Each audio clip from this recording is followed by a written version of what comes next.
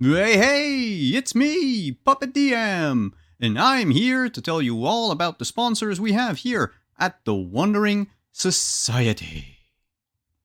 We're sponsored here by Mage Hand Press, makers of a bunch of 5th edition supplements, like the Book of Kobolds or their series of new classes. And don't forget, Arcmada, the amazing sci-fi fantasy campaign setting for the world's greatest role-playing game. Be sure to check them out at store.mageandpress.com. Up next, we have Roll20. It's the platform we use here at the Wandering Society to play all of our games. It's easy to use, intuitive, and it now comes with Darker mode. Be sure to check them out at roll20.net. We're also sponsored by Art Talsorian Games. Art Talsorian Games make great RPGs, and they've been doing so since the early 90s. Check their books. They've got Cyberpunk Red, which Simon tells me has been played here extensively, Castle Falkenstein, which also has been played here, and The Witcher, which has also been. Okay, we get it! Check them out at your FLGS or online at rtalsoriangames.com. Have you ever wanted to wake up and smell the coffee? Well, now you can with this next sponsor, Found Familiar. Get yourself some damn good coffee at foundfamiliar.com and use the code on the screen to get 15% off. What do you mean I can't drink coffee? What the fuck is felt? And we couldn't end this segment without talking about our good friends at Die Hard Dice. That's right. As a Dice affiliate, we are proud to partner with Die Hard Dice to bring you only the best in shiny click-clacks. Click-clacks? What is... Ow. You can check their ever-growing collection over at dieharddice.com and use the link below to get 15% off.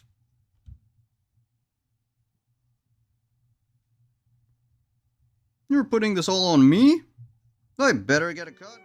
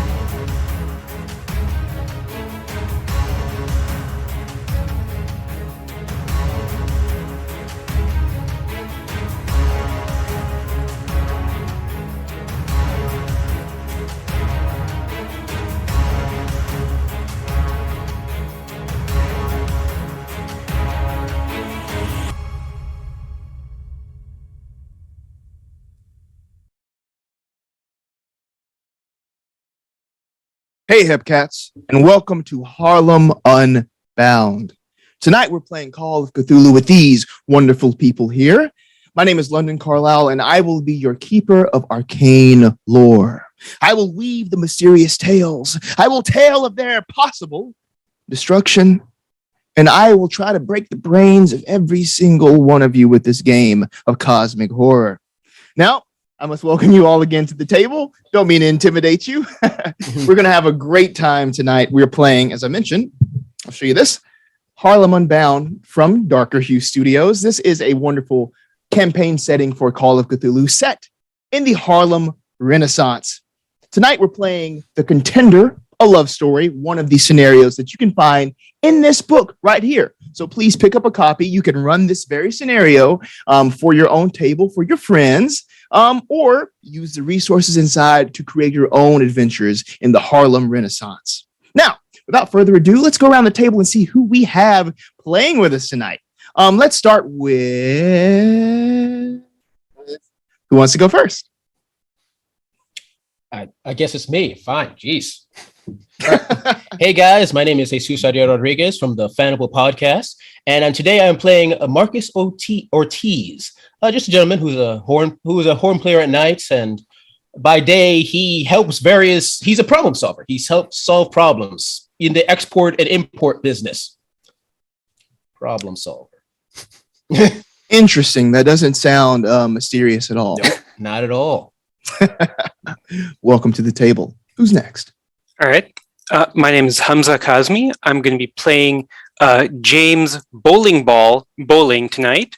He's a former vet of the First World War and the Harlem Hellfighters. He's now trying to make a career as a writer in Harlem, and it's tough going, but he's determined. Okay, yes. So the year is 1923. I just have to ask you a quick question. You said First World War? I did to our audience, but as far as more than one? As far as bowling knows, there's just been the Great War. Yep. And it can never get any bigger than that. Oh, thank God. Welcome to the table, Humza. Who's next? Okay, I guess that's my cue. Hi guys, I'm Briana, but many people on social media probably know me better as Utahime. I am a cosplayer, streamer, TTRPG enthusiast, and performer, so you can find me doing lots of different tabletop shenanigans on a weekly basis. I'm super excited to be back for Harlem Unbound because I had such an amazing time with you last time, and I'm so excited for potential death again. Mm-hmm. Yay. And I'm playing Charlotte, or as everyone around town knows her better as Lottie McDowell. She has really high hopes. She's graduated from Brooklyn College of Pharmacy. She wants to be like Miss Anna Louise James, who was her inspiration and one of the first Black female pharmacist in Connecticut, but she wants to open her own set of pharmacies here in Harlem. So right now she's working at someone else's pharmacy, but she has high hopes for her own someday soon. So we'll see if that happens for her or just imminent death. Awesome. Yeah. Thank you for dropping a little bit of Black history here. The book is packed with all sorts of figures from all sorts of backgrounds that inhabited Harlem at this time. So amazing. Thank you for sharing that. And last, but certainly not least, who do we have? Hey, all. I'm Deirdre Donlon, or some people around the Twitch space know me as Prax. I do a lot of TTRPG streams. I run them. I play them. Thank you for letting me come join you all fine folks. You're wonderful. I get to play Dr. Tamara Cardo. She's the girl from downtown who got it a little bit better, so she came uptown to, hang out with nicer people sometimes. Your friendly neighborhood sociologist and linguist who is very intrigued by this idea, this superior wharf hypothesis theory. Doesn't know that she agrees with it, but, we'll figure it out eventually. Wonderful, wonderful. Welcome to the table. Thank you for coming on uptown. Speaking of uptown, I'm running this scenario from Harlem as we speak. So very excited to be doing that. Now, does anybody have any questions or concerns before we get started tonight? Don't think. Wonderful. Ready to be murdered. Call of Cthulhu is a game of horror. So it may be getting a little dark at times. If you have any concerns, anything you would like to sort of just jump over, no questions asked, let me know. I'll be monitoring our various, sort of chat spaces in order to do that. But buckle up. It's going to be a wild ride. The year is 1923. New York City, Harlem. Harlem is a land of opportunity. Exciting things are happening here. Prohibition is in full swing. New music is being pumped out through the streets as people stroll about, going about their days, celebrating life. African Americans from all over the country are coming here because there's something happening, something at times it can't be necessarily explained, but it's something you can feel. Everyone can feel this. It's a place where dreams can be realized. And everybody has a dream, don't they? Dreams of sports fame, dreams of artistic fame, dreams of entrepreneurial, scientific fame. One person with one such dream is Charlotte, also known as Lottie McDowell. And we find Charlotte on this Monday morning, hard at work in the pharmacy. Now, as we enter this pharmacy, we can hear the small bell ring above the door. People coming in to get their prescriptions filled, to get things to sort of heal their ailments. Lottie, please tell us, describe for us, what does Lottie look like? What do we see as this person sort of approaches the counter inside of this pharmacy here? You would see Lottie. She's about 5'7". She has short black bobbed hair, dark eyes. She does have tan skin. She has a round, like youthful face, but she's usually pretty stern in her expression, or very serious, because she wants to be taken seriously and not treated less than, because she's a female and because she's a little bit younger. She wears usually simple attire, but it's still very elegant what she has on. It's like a longer sleeved wine colored dress that's not too form fitting for her small frame. It's actually a dress that comes from her mother's dress company that she has. And she wears a fashionable hat that's kind of in the same wine colored tone as far as the shade. And she has very modest black closed toe shoes. She has her bag, which basically has a lot of her items, like her notebooks and her herbs and other supplies, kind of tucked away behind the counter. And she usually, whenever a customer does approach, though, her stern, where she's more focused on whatever task she has at hand, she kind of brightens up and, morning, how can I help you? You see Miss Anna Mae Bishop sort of walking towards the counter there. She walks a little slower than she used to, but she seems to sort of lighten up when she makes eye contact with you. Oh, Lottie dear, I'm here to pick up my prescriptions. Of course. Just give me one moment, okay? All right. Now, have you been soaking in the Epsom salt like I told you? Well, you know what? That's made a lot of things better. The Epsom salts has really helped me. Thank you for that information. It's so good for relaxing the muscles, especially because you're getting older and we want to make sure that everything's functioning. Well, that's right. That's right. Can you come here a little closer, Lottie dear? Of course. I like coming to you a lot better than I like going to your boss. I think that's because I also provide the special remedies for you. That's right, dearie. As she slides her purse over to you, she pops it open, looks around again. She gives you a little face as she looks away towards the door. And Lottie will take from her satchel, her leather satchel that's on the side. She'll take, she has like a set of like different, almost like salves and things, and like special herbs that she grows in her special garden at home, that she gives to certain customers who know how to keep their, lips shut in those regards, so she's not getting in trouble with her boss, Mr. Wilson. So she slides that in, and of course it's always good for some of these clients because of the fact that they, it helps with certain aches and pains sometimes, and relieving some stress. She closes her purse. You can see her smile and nod.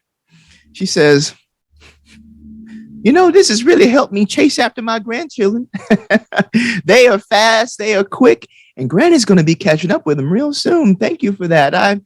I feel closer to them, and I can't thank you enough for that.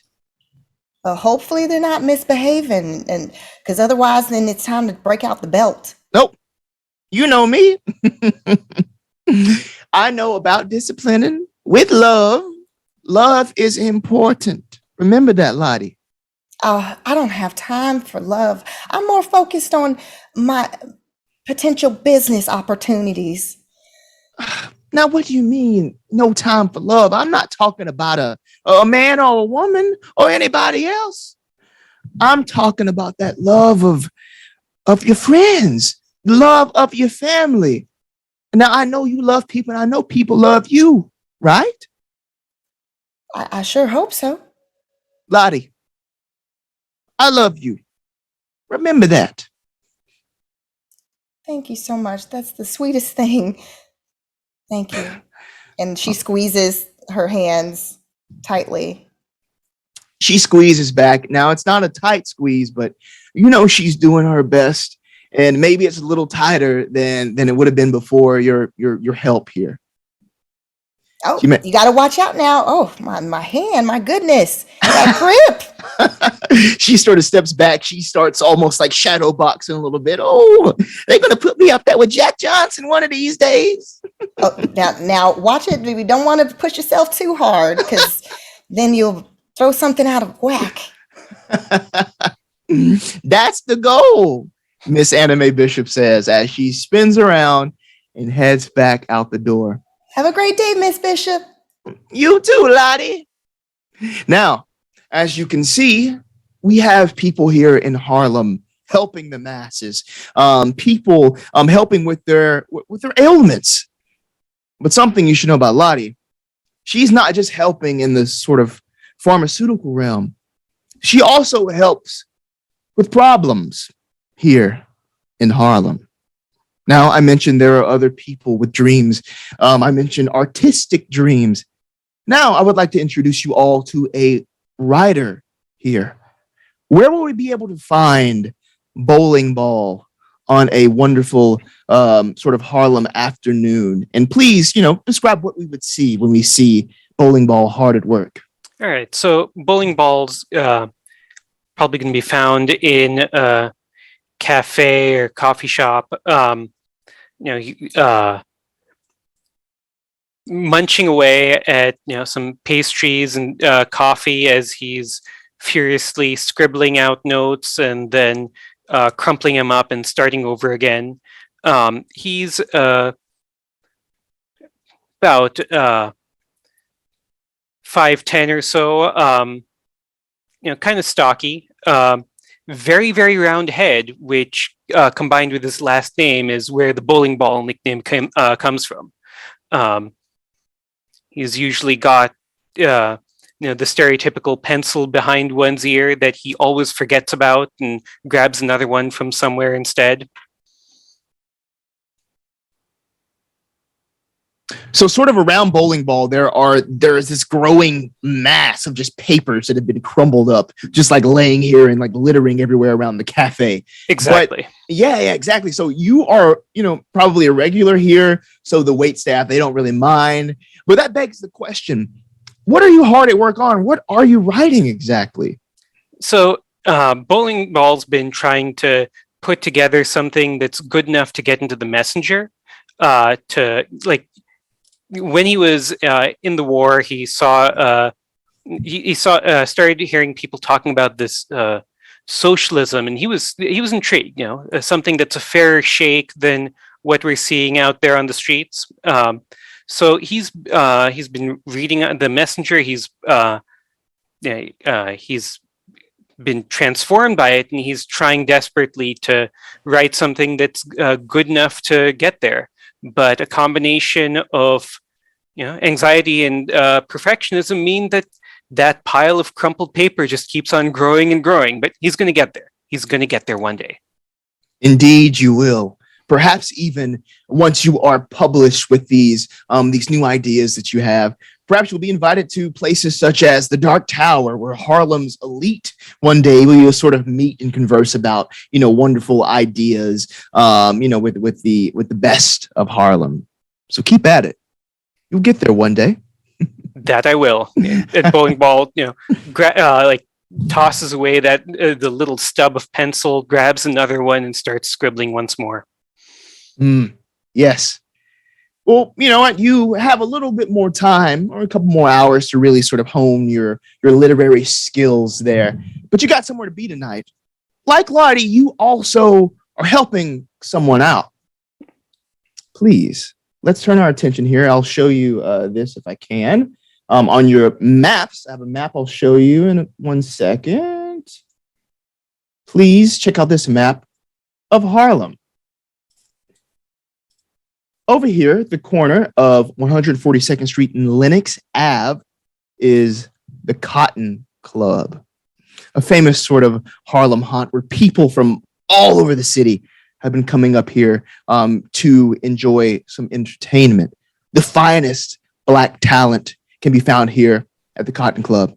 And as the white patrons are there sort of taking in the music, the atmosphere, who are they seeing on stage? Who is Marcus? Please describe what they see and what he's doing up here. Muted.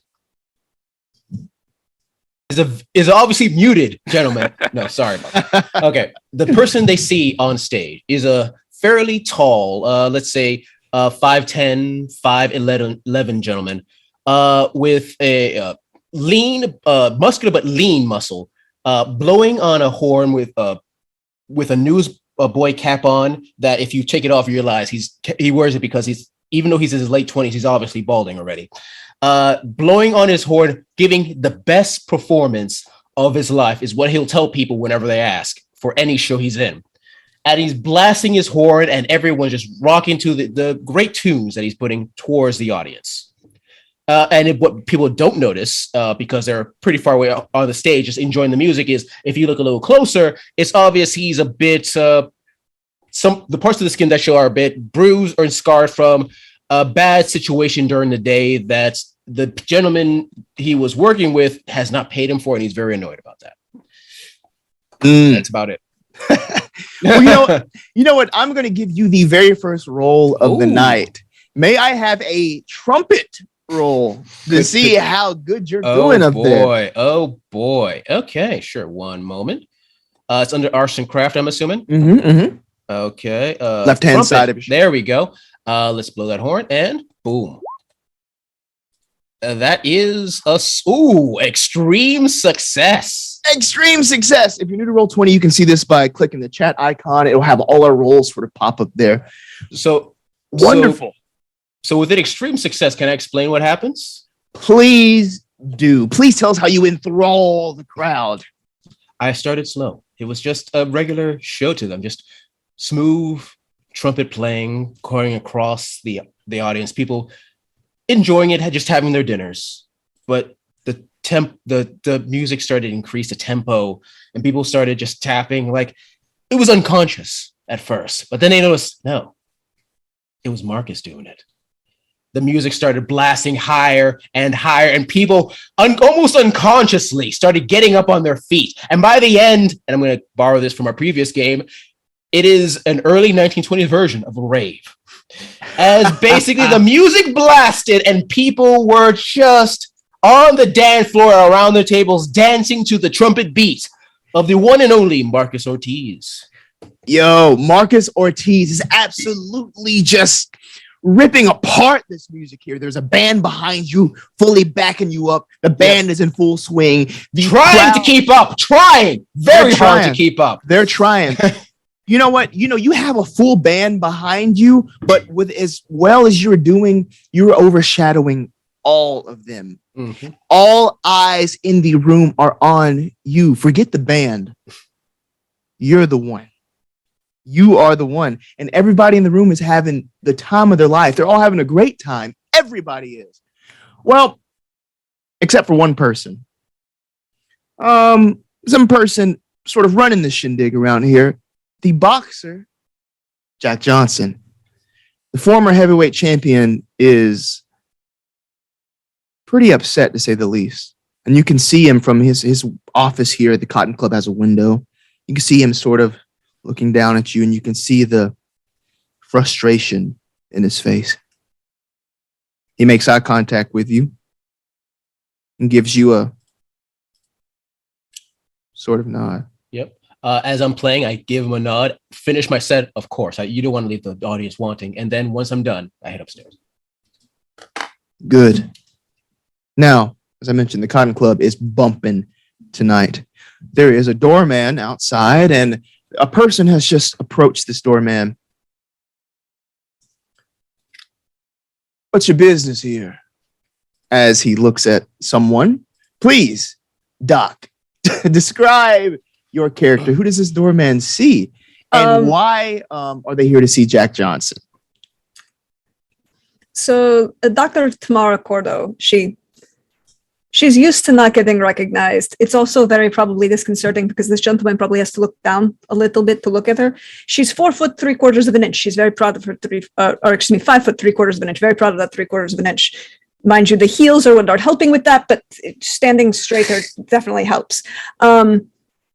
And she's got her long, very dark, black, curly hair in what she's trying to look fashionable, sort of. She still wears the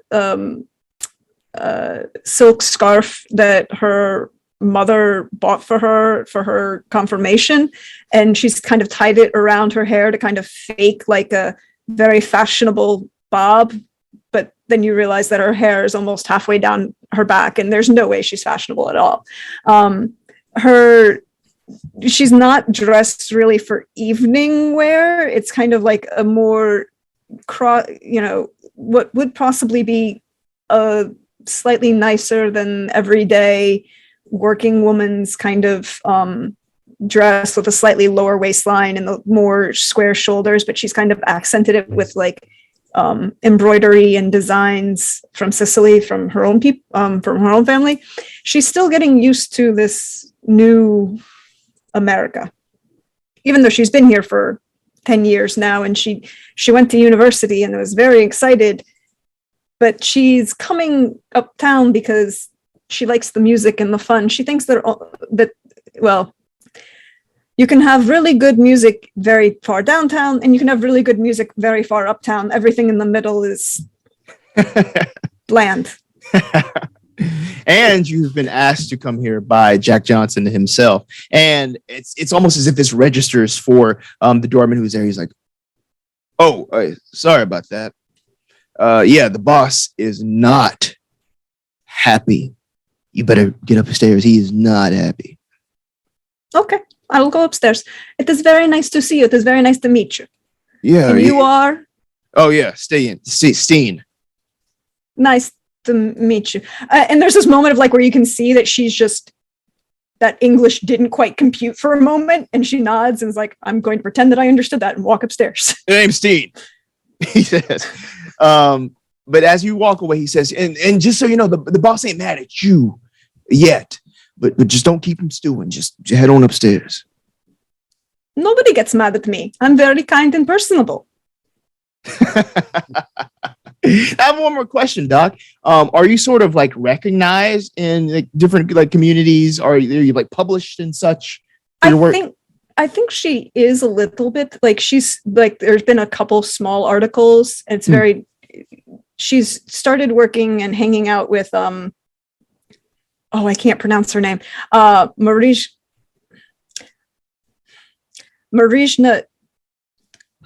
She's a very famous 1920s Polish and Armenian woman who is the first woman anthropologist, and she's hanging out in New York. She did a speaking tour at NYU for a period, Cornell, and she's probably was coming to hang out. Got a couple articles published, but she's also been coming uptown a lot recently because there's writing a little bit about the people who journey uptown to come to the clubs, not just the people who live here. And so she's writing about how the people who live here deal with the people who are coming in a way that's like, oh, okay, so it's a tourist attraction, but people live here. It's a neighborhood. All right. Yeah. So as you make your way inside, you see that there's just people everywhere. White patrons enjoying the dancing, the music. It's busy. It's noisy inside. And one thing you would notice as well, the booze is just freely flowing in here. Mid-prohibition, everything is just going crazy here. But like the maitre d' has sort of just like clocked you as soon as you came in, and is taking you along with them. This way. We're gonna go up to the office. Is that okay? Okay. Of course. Yes. There are curious glances from the crowd that follows your movement throughout the club. But very soon, a door opens to the office. There is this cramped space that barely accommodates all of you. You see 5 figures inside. 3 other investigators here. Jack Johnson, the usually jovial, sort of gentle giant there. And then another man who is sitting there in this chair, sort of facing Jack's desk. Jack looks at you. You're late. Doc, you're late. I'm sorry. Did we not say 7:15? Because according to my watch, it is 7:14 and half a second. So, Okay. are you feeling all right? Am I feeling all right? No, I'm not feeling all right. Are you feeling all right? No, because I'm feeling that you're being very intimidating at the moment. Would you like to sit down? Because we can have a coffee. I think you need a coffee. And she'll like turn to look for the maitre d' and be like, the gentleman needs a coffee. Or actually, Mr. Johnson, do you need my special Oh, that will work too. tea? It usually calms you down a little bit. I need both. Give me both. All right. Can I get some hot water over here? The coffee tea combination, it must be bad. Yeah. I just now may I have some charm and or persuade rolls from Lottie and Tamara? Yes. Let me see. Whichever you'd like to choose. Whichever. Ooh. Mhm. Okay, let's see. Where are these? Oh! Where can I not find them on the sheet? Oh, I will say it was a failure. I will say that anyone in the room can tell that Lottie is not comfortable. Like she's been holding kind of like her bag kind of to cover her body because she doesn't feel comfortable. She's not used to going to gin mills and where people are boogie woogieing and doing their thing and drinking lots of this juice and hooch. She's not about that life. So she's probably putting together the wrong the wrong herbs for this tea, which is why it probably doesn't taste as good as it usually does, or as calming. So he takes a sip of the tea. This tastes like shit. Give me that coffee. I'm sorry. He takes the coffee, sort of chases it with the coffee. This coffee is piping hot, but he's just drinking it down, just sort of just like ignoring the extreme temperature. He slams it back down, and you can, from where you are, you can kind of see just like how large his hand is, which sort of just goes from like open to closed, back open to closed, as he's just very anxious right now. Jack, it's obvious something is really bothering you. Just let it out already, because it's obvious it's gonna eat you up inside if you don't release it right now. What's going on? Well, you're probably wondering why I brought you all here. Know you all by reputation, and I know you can do your thing. You ever heard of the boxer Sir Lance Rawls? Anybody? Well, he was an up. He was an up and comer. He was a boy with a real chance. He was fast and strong. He's not as big as me, but he was quicker. I'll give him that. He was moving up the ranks, and then he got in the ring with Stefano Rossi, that no good cheating goon. That bum should have had no chance against Rawls. He was a washed up loser, but somehow he won. He didn't just win. He murdered that boy. Rawls fell down in his dressing room and never got back up. Never woke up. Now, this dirty, cheating son of a bitch is going to be fighting that old hayseed out there, Jimmy Harris. He works for me during the daytime. But the thing is, I can't have Rossi killing another fighter, especially since Jimmy works for me and he is a damn fine young man. I can't be doing this. I can't be doing this. And he just grabs his piece of paper and just hurls it all at you. And I'm going to show you a little handout. This is for you. It's a newspaper clipping that says, "Fight ends in tragedy." Anyone that would like to read this out loud can. The 15-round fight started out well for Sir Lance Rawls, who was clearly much quicker than the older Stefano Rossi, and whose punches carried more snap. Rossi's punches were slower, but he was bigger than Rawls, and he appeared stronger. Rossi's heavy hands delivering noticeable results. As the fight wore on, Rossi's slow pace felt relaxed and calculated, keeping him fresh throughout the fight. Rawls, on the other hand, was taking hard damage, seemingly wearing him down as the bout wore on and opening him up to a series of devastating punches from the plodding Rossi. At the end of the 14th round, Rossi looked unfazed, while Rawls was exhausted and scarcely able to stand. Despite the look of the fighters, Rawls was leading on points. All he had to do was finish on his feet and he'd win the match. Rawls' corners were shouting for him to get on his bicycle, but despite his best efforts, the young fighter was too tired. Rossi continued to hound his opponent, forcing Rawls into a corner, allowing Rossi to unleash a 10-punch combination, each hit landing with a heavy thud. Rawls went down and the fight was stopped, with Rossi the victor. In a tragic postscript to the bout, Rawls collapsed in his dressing room and later died of his injuries. There's sort of an awkward silence in the air. It's just you four there, Jack Johnson, and then there's this man who's sitting in the chair there too. What do you do? Do we? What's the guy sitting in the chair look like? Do we recognize anything about him? Oh yeah. Well, if anybody wants to sort of see if you know anything about him, he is like a small he's a smaller person who's just like shifting in their seat pretty constantly. But if you want to know if you know who he is, give me a Harlem lore roll, which will be an additional skills on your character sheet. Anybody would like to do that, can? Okay, All right, I'll give it a go myself. I know question: nothing. How do? How do we make the roll?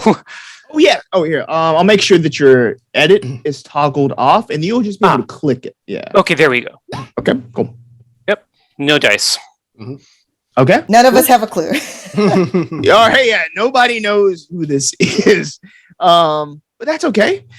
He is there, and he just sort of looks up at you all. So, he just says, "What? Does anybody have any questions?" Yeah. Who are you? My name's Jones, Butler Jones. I'm a boxing manager. I was Lance's manager. Oh, sorry. well, damn, I'm so sorry. Thank you. Sorry for your loss. Mr. Butler? Butler, yeah. It's my name's Butler Jones. Mr. Jones and Mr. Johnson. I don't understand, frankly, how I fit into any of this. I help people with the wounds and sickness and things of that nature, but murder, that's beyond my comprehension. Well, that's the thing. Mr. Johnson, he told me that you all are very accomplished in your various fields, and I believe that your knowledge in these individual areas could come together to help us just put together the pieces of what happened. We're just seeking some sort of information on the person who did this because it's improbable. He was not supposed to win. I know that sounds wild, but he was not supposed to win. I mean, If I can ask something here, the two of you know far more about boxing than I do. So, if this Rossi fellow were to have cheated, what would have been the signs? Well, we don't know that I'm not saying that he cheated. Is Rawls was one of the best fighters I have ever seen. I know boxing in these parts. Listen, I was introduced to him after he won this amateur tournament, and I was just blown away by his natural ability and his work ethic. So I assigned my top trainer, Mac Morton, to train him. Now, Ross was fast, strong. He was tough. He could have been a top contender. And with the training and dedication, I believe he could have become the heavyweight champion of the world. He cuts a little eye over to Jack Johnson, whose head is just down. He is just seething with rage. He's not saying another word. But Butler continues. Now, normally, we wouldn't have taken a fight with Rossi because, everyone knew that his old manager was crooked, absolutely crooked. Charisi was that guy's name. But Rossi been looking good lately, hadn't been doing any cheating, so we decided to say yes. He was under new management. Two guys from New England are his new managers. But it was a good fight for Rawls since Rossi was a known figure who had recently been winning.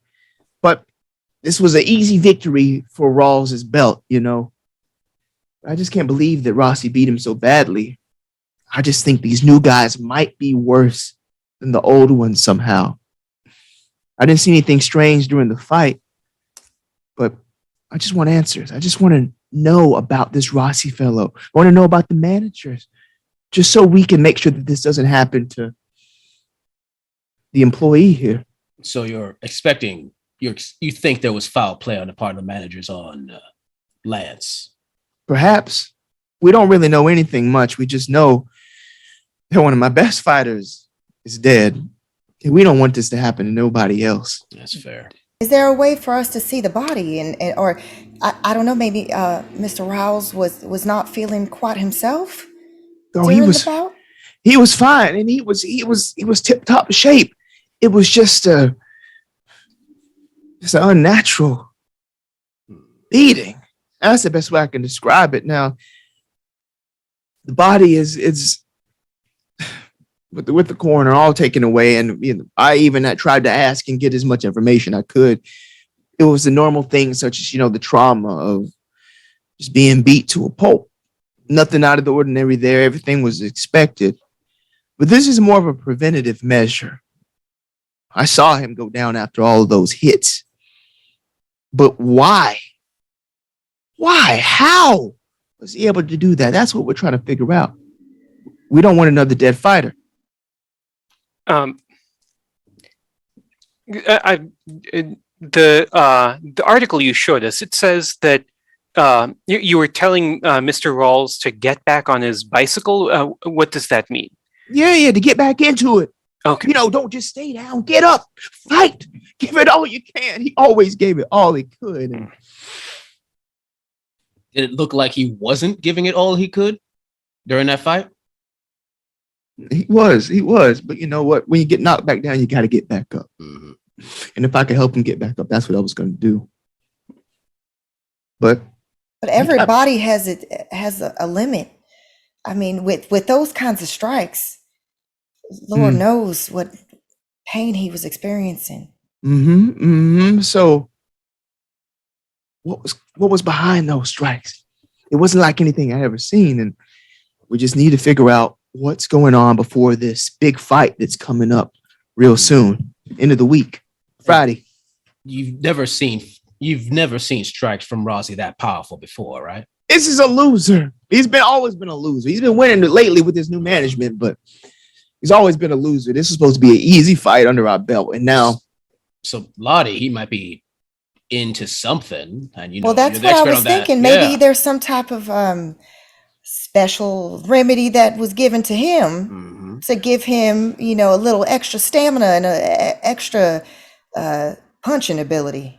Actually, that raises a question for me. Not about Rossi, but about Mr. Rawls.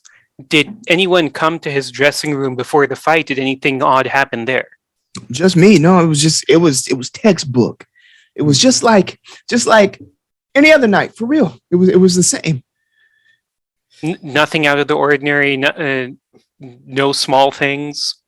Not that I saw at all. No, it was in the ring, which is when something snapped. Something was different about Rossi. And Interesting. There Well, are but no. performance enhancers available for certain people who want to push themselves to the limit. I always advise against those types of things, but yeah, what who if knows? these New Englanders brought some out of town shit and gave it to him? That's why he's doing all this now. You've seen Rossi fight before, right? Oh yeah, yeah. I mean, Did it look any different? Like one hears stories of pig iron in the gloves and such like. well, it looked different in the fact that he won. But He- but the way he was fighting, the way he's throwing his punches, his movements. Yeah, yeah. He sort of progressed in like ferocity as the match continued.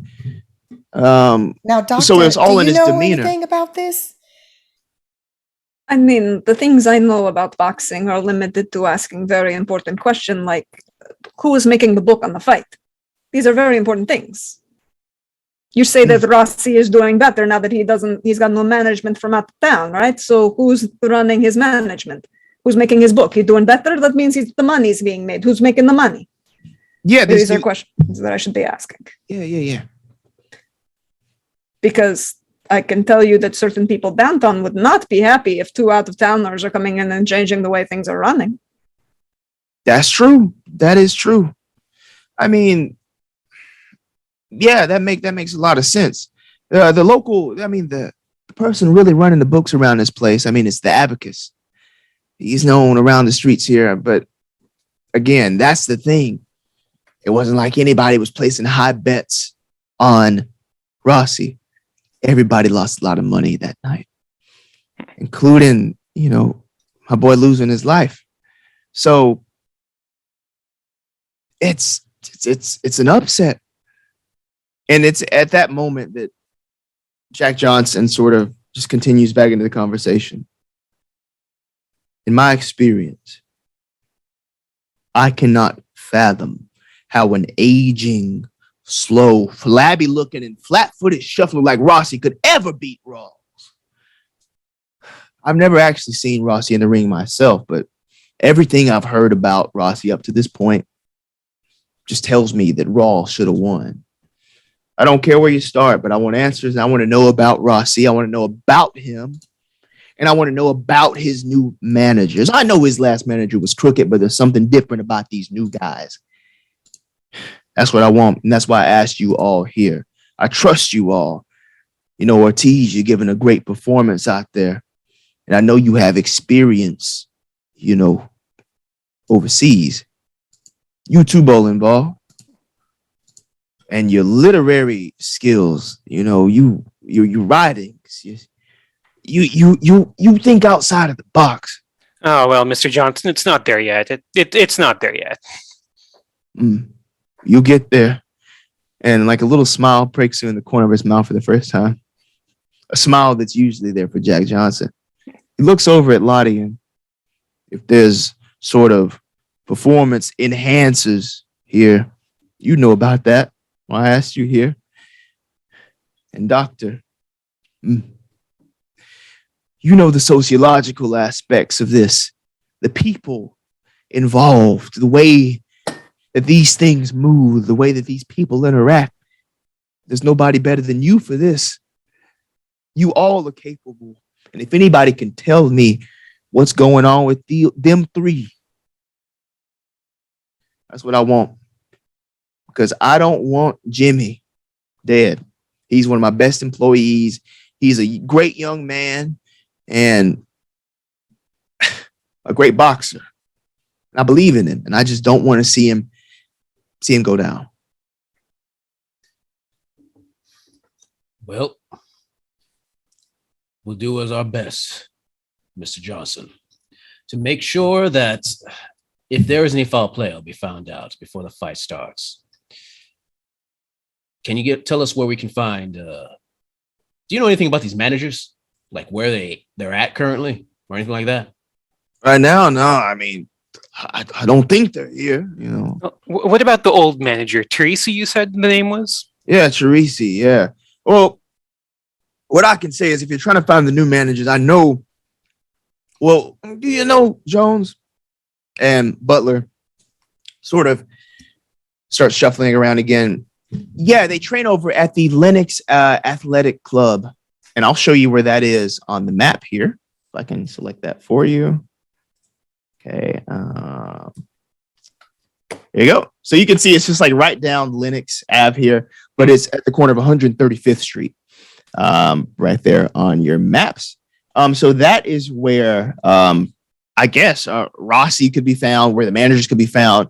This is where he does all of his preparations for the fight, is what you would learn. But as far as Teresi goes, that is the former manager. Mm-hmm. Yeah, so he can be found at O'Brien's Gym, which is a place that Jones tells you about. Let me see if I have that on the map here too. Not sure. Let's look around. I don't have that currently located, but yeah, O'Brien's Gym is somewhere that he'd be able to point you in the direction of. Okay. Mhm. And where is that, just geographically, roughly speaking? Okay, yeah, so that's also here in Harlem. I don't have the exact cross streets, but it's a place, sort of like a rival type gym to the Lennox Athletic Club. Okay. Just sort of like a different atmosphere. Yeah. Okay. And sorry, what day of the week is it right now? Because you said that the fight is on Friday. Yeah, it's Monday. Okay. Fresh start on a Monday. I Monday have night. I have one last question for you, Mr. Jones. Do you happen to know what church Mr. Rossi attends? I don't know nothing about his church. I do know that he needs to go to it.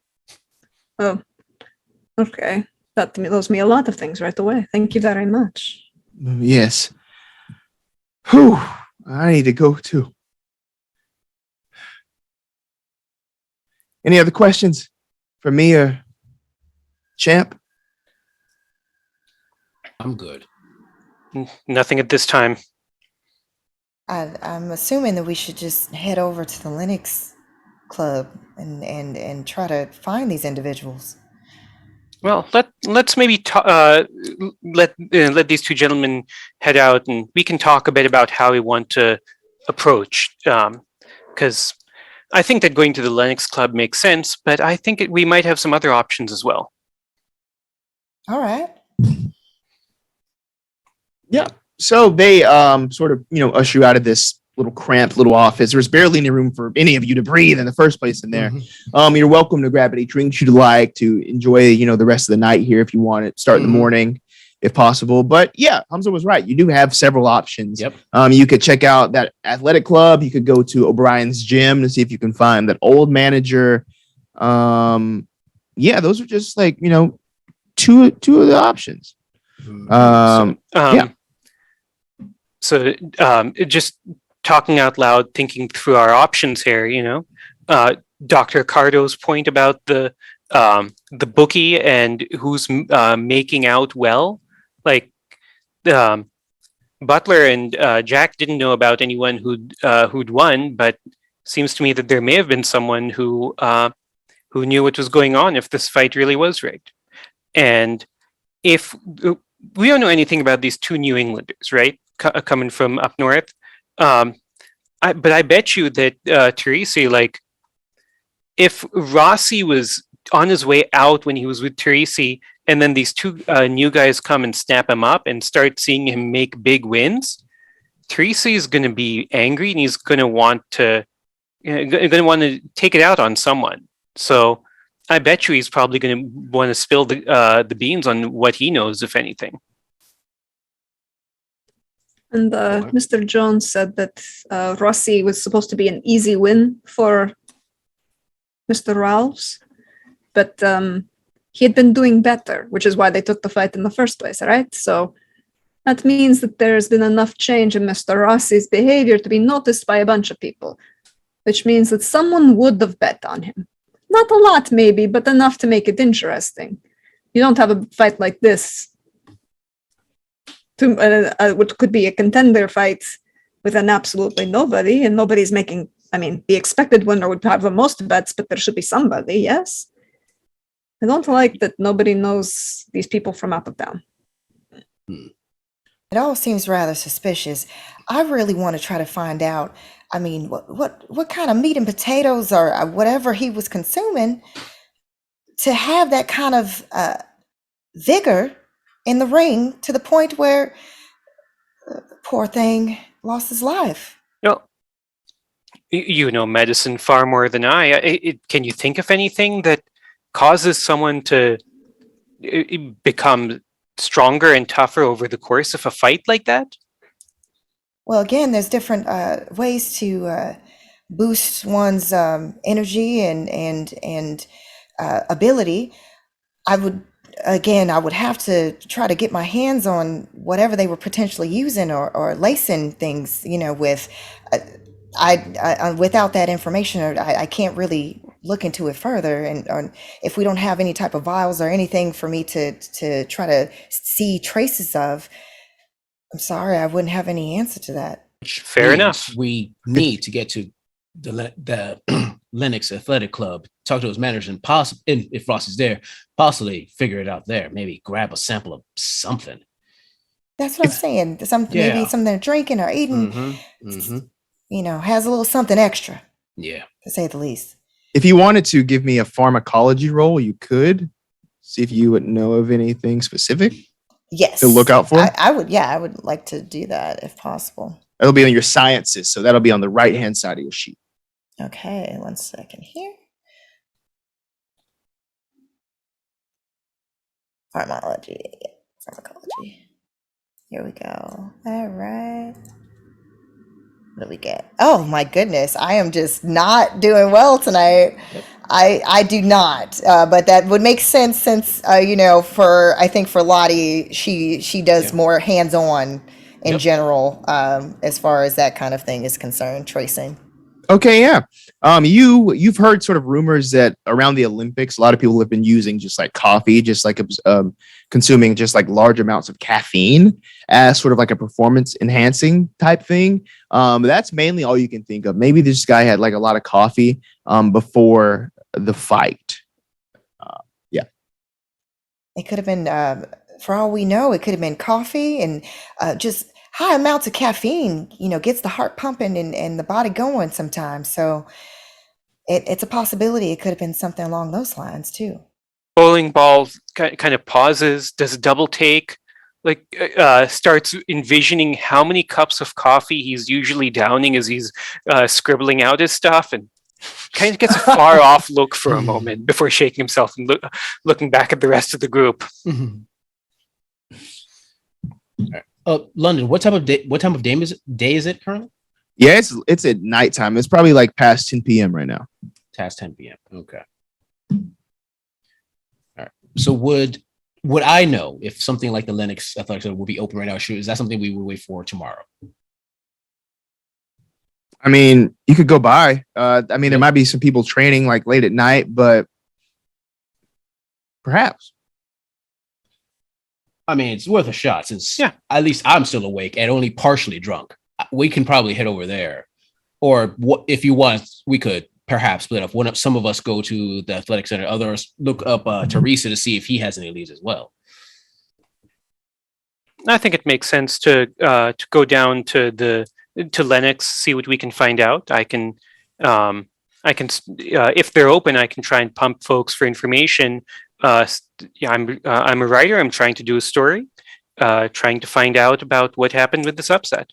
Well, if they're closed, I mean, I usually don't say that one should do this, but I know, Mr. Ortiz, I know you have certain experience opening doors when necessary. Listen, I don't like to showcase my abilities in what some would call as out of legal recourse, I think is the proper term. But I will do what is necessary to complete this job. I am a big respecter of Mr. Johnson, and I will make sure this is done. I don't want another young man taken down by people from Connecticut. Ugh. Well, hold on there. I mean, someone from Connecticut really inspired me, Miss Anna Louise James. She was one of the first Black women. I didn't mean it that. Oh boy, this to is like awkward. actually to get into pharmacy, and she I had lots of apologize. things I'm against sorry. her. Yeah, You know what? That's fair. Consider That's your fair. words next time. I consider me personally reprimanded for what I had just said. I Not was every bad generalizing an person comes entire from people from Connecticut, and I apologize. Exactly. Okay, thank you very much. Wait, I accept they're your from- apology. Thank you very much. Thank you for your apology. Thank you for. You know what? I'm just gonna go, and he walks out. I thought they were from New England, not Connecticut. Do we know they're from Connecticut? And she kind of like looks at Lottie like that. I assume they I were from got so Connecticut. I got so worked up. I didn't even pay attention. I just didn't like him talking about people from Connecticut, especially when I know a really good person from Connecticut who There's some inspired very me. good pizza. We should get some good pizza. We should go. I think the he train. might be a little bit more drunk than he thinks he is. We should probably go keep an eye on him. Time for me to sing. I'm not drunk. Oh no! I have something for you. It's a charcoal pill. You should take one immediately. Here you go. All right, Doc. If he's gonna feel Steps better, 3 feet to the left. Oh no! And 5 minutes later, let's just say things happened, and then we move on to the rest of the scene. But I look better, but also worse emotionally from that experience. Somewhat more haggard. But less drunk. Okay. So do we want to head down to Lennox and see what's going on? Just take a look in. Fine, works fine for me. Mhm. Okay. Yeah. Let's head on. Take an evening stroll and go to the Lennox Athletics Club. All right. Cool. Yeah. So you stroll, down Lennox Ave, heading over to the athletics club. Now, this place, it is a sort of small members only boxing gym. The sort of first floor area is kind of like threadbare. Like it's just very down to the essentials in here. It doesn't look like it could normally hold a lot of people, but everything that you can see sort of as you go into the open doors there, everything is laid out in a way to sort of, maximize the use of the space. There is actually like a bar area attached to it. The bar seems like empty right now, as well as the gym. There is like sort of like one lone guy in here, just sort of like, shadow boxing in this one area here. He is like a dark skinned man, very long, like arms, lean, just like toned, chiseled arms. And he's like, boxing. He sort of looks over at you, sort of jumps for a second. Hey, who are you all? Hey there. I'm Bowling Ball. Can I get you something to drink there? You a waiter or something? You don't look like a waiter. No. I'm a writer. You a writer? I'm a writer. Oh, you a writer. Yo, can you write about me? Listen, I'm an up and coming boxer. Please, my name is Smith. If you could please write like an article about me, publish it. Just talk about how I'm putting in all these hours at the gym here. If you could write an article about me, that'd be amazing. Are you all journalists too? Please, I can have 4 articles about me. Oh, that's amazing. I guess we don't need your special abilities, Marcus. After all, I live with that shame. It's fine. So, yeah, Mr. Smith, please, why don't you tell me a little bit about yourself? Tell me about this place, because I am very much looking for news stories and new articles. So, yeah, all right, yeah. So, my name's Smith. I'm a boxer. I got a great bench press, and listen, I got the meanest right hook, jab. I got it all. Listen, I am top notch. Now I'm working on my record. I'm working on my record. My win, the loss ratio is not the best currently, but I believe you can spin a tail. You're not telling a tail. It's not a tall tail. It's more like a short tail. No, you're an up and coming fighter, and maybe you've had a couple of down spots, but you're going to be getting back up again. I can see that. Yeah, you know it. Yes, but I can't just give some people do just the facts, but I need to make the story come alive. I need to know about you as a person. I need to know about the places where you train. I need to know all that stuff. So right here. I train right here. So, how'd you find this place? How'd you start boxing? Oh, how to start boxing? Well, when I was a little boy, I got into a lot of fights, right? I didn't win a lot of them, so I thought I could be training to, become a boxer so that I could learn to fight, and then I could just win and beat up everybody on the block. You know what I mean? So that's my story. And now I'm here. Now I'm a boxer. I'm in here putting in the work, putting in my hours. How many hours a week are you training here? Oh, yeah, I'm here all the time, man. Probably about 5. 5 hours a week?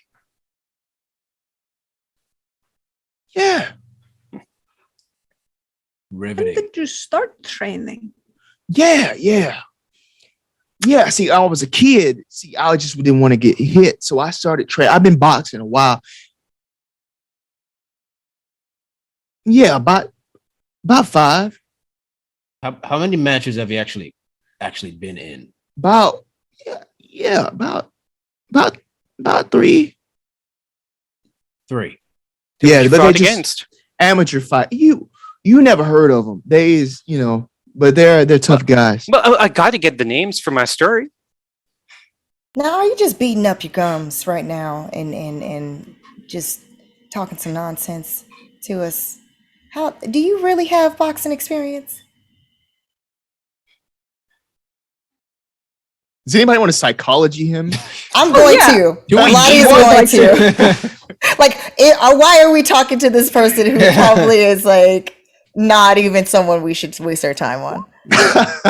But again, Lottie is going through one interesting evening. It fails once again. Lordy, no. this is not good. So I would like to point Bowling out ball is- statistically, we have not passed a success yet.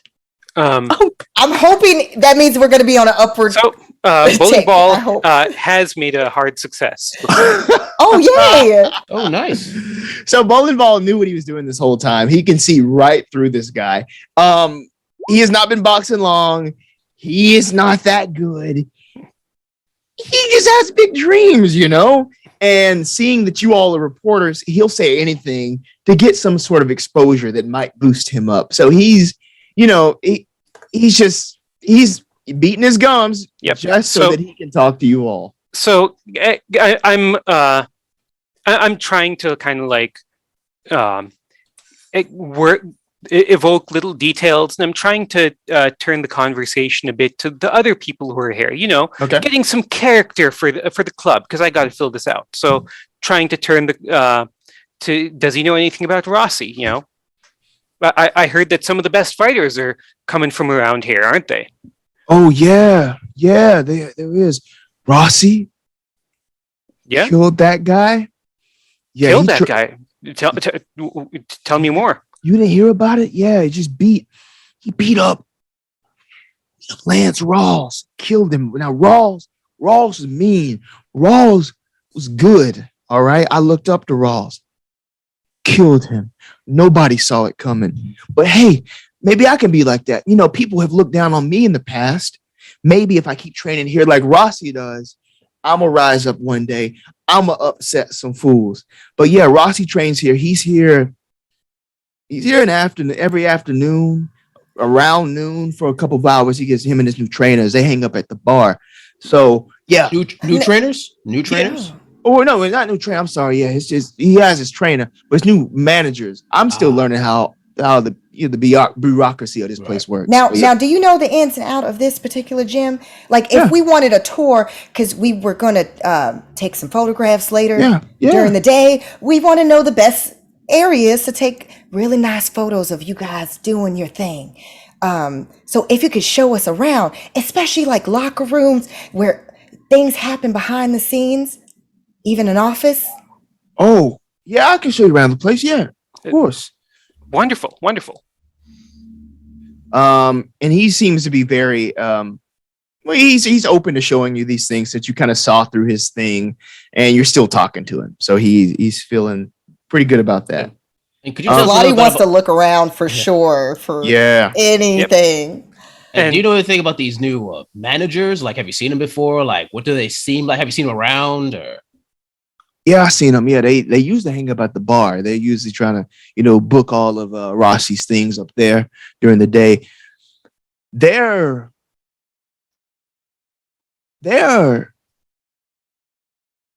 kind of, just to be honest with you, they kind of weird. They weird. weird? They're real weird. Yeah. One of them don't even he don't talk really. He just be looking at you crazy. Like he's just looking at you wild. Just What looking about at the you. other one? He likes these bright suits. I don't know, but he's also weird. Like how they act weird? They look weird. What is it? There's Do you- something, I don't know. There's something fishy going on about him. Do you know their names? Elliott's name, the Elliots. I think they're brothers. They're brothers or cousins, something like that. They look alike, you can tell. But one of them, he's real quiet. The other one, he's more rambunctious, I guess. He's the talker. The talker, yeah. Yeah. Gold tooth. He got a gold tooth. I noticed that. The other one, dead eyes. So, what was it like when Rossi took down Rawls and then came back? Like, it just came back to training. What was it like? Did people say anything to him after he killed poor Rawls? Well, nobody could. Well, nobody, or me especially, we can't really get near him. Why not? They're just real protective of the boxers here. The trainers don't really let you go up and talk to them, or the managers sort of like stiff arm you if you're trying to go up and just talk to them. I mean, I guess unless you're a professional, or you're charismatic, they won't let me go talk to any of these people, So, but he, like Rossi doesn't have any friends there who were talking with him. Like, I don't know. What was the mood like in the locker rooms? no, not that I've seen. It's all Speaking business. of locker rooms, you mind showing us one? Yeah. Sorry. Right this way. We can walk and talk. Of course. Yes. Yeah. So he showed you around the place as he's still, can answer any questions that you might have. But again, the place is small.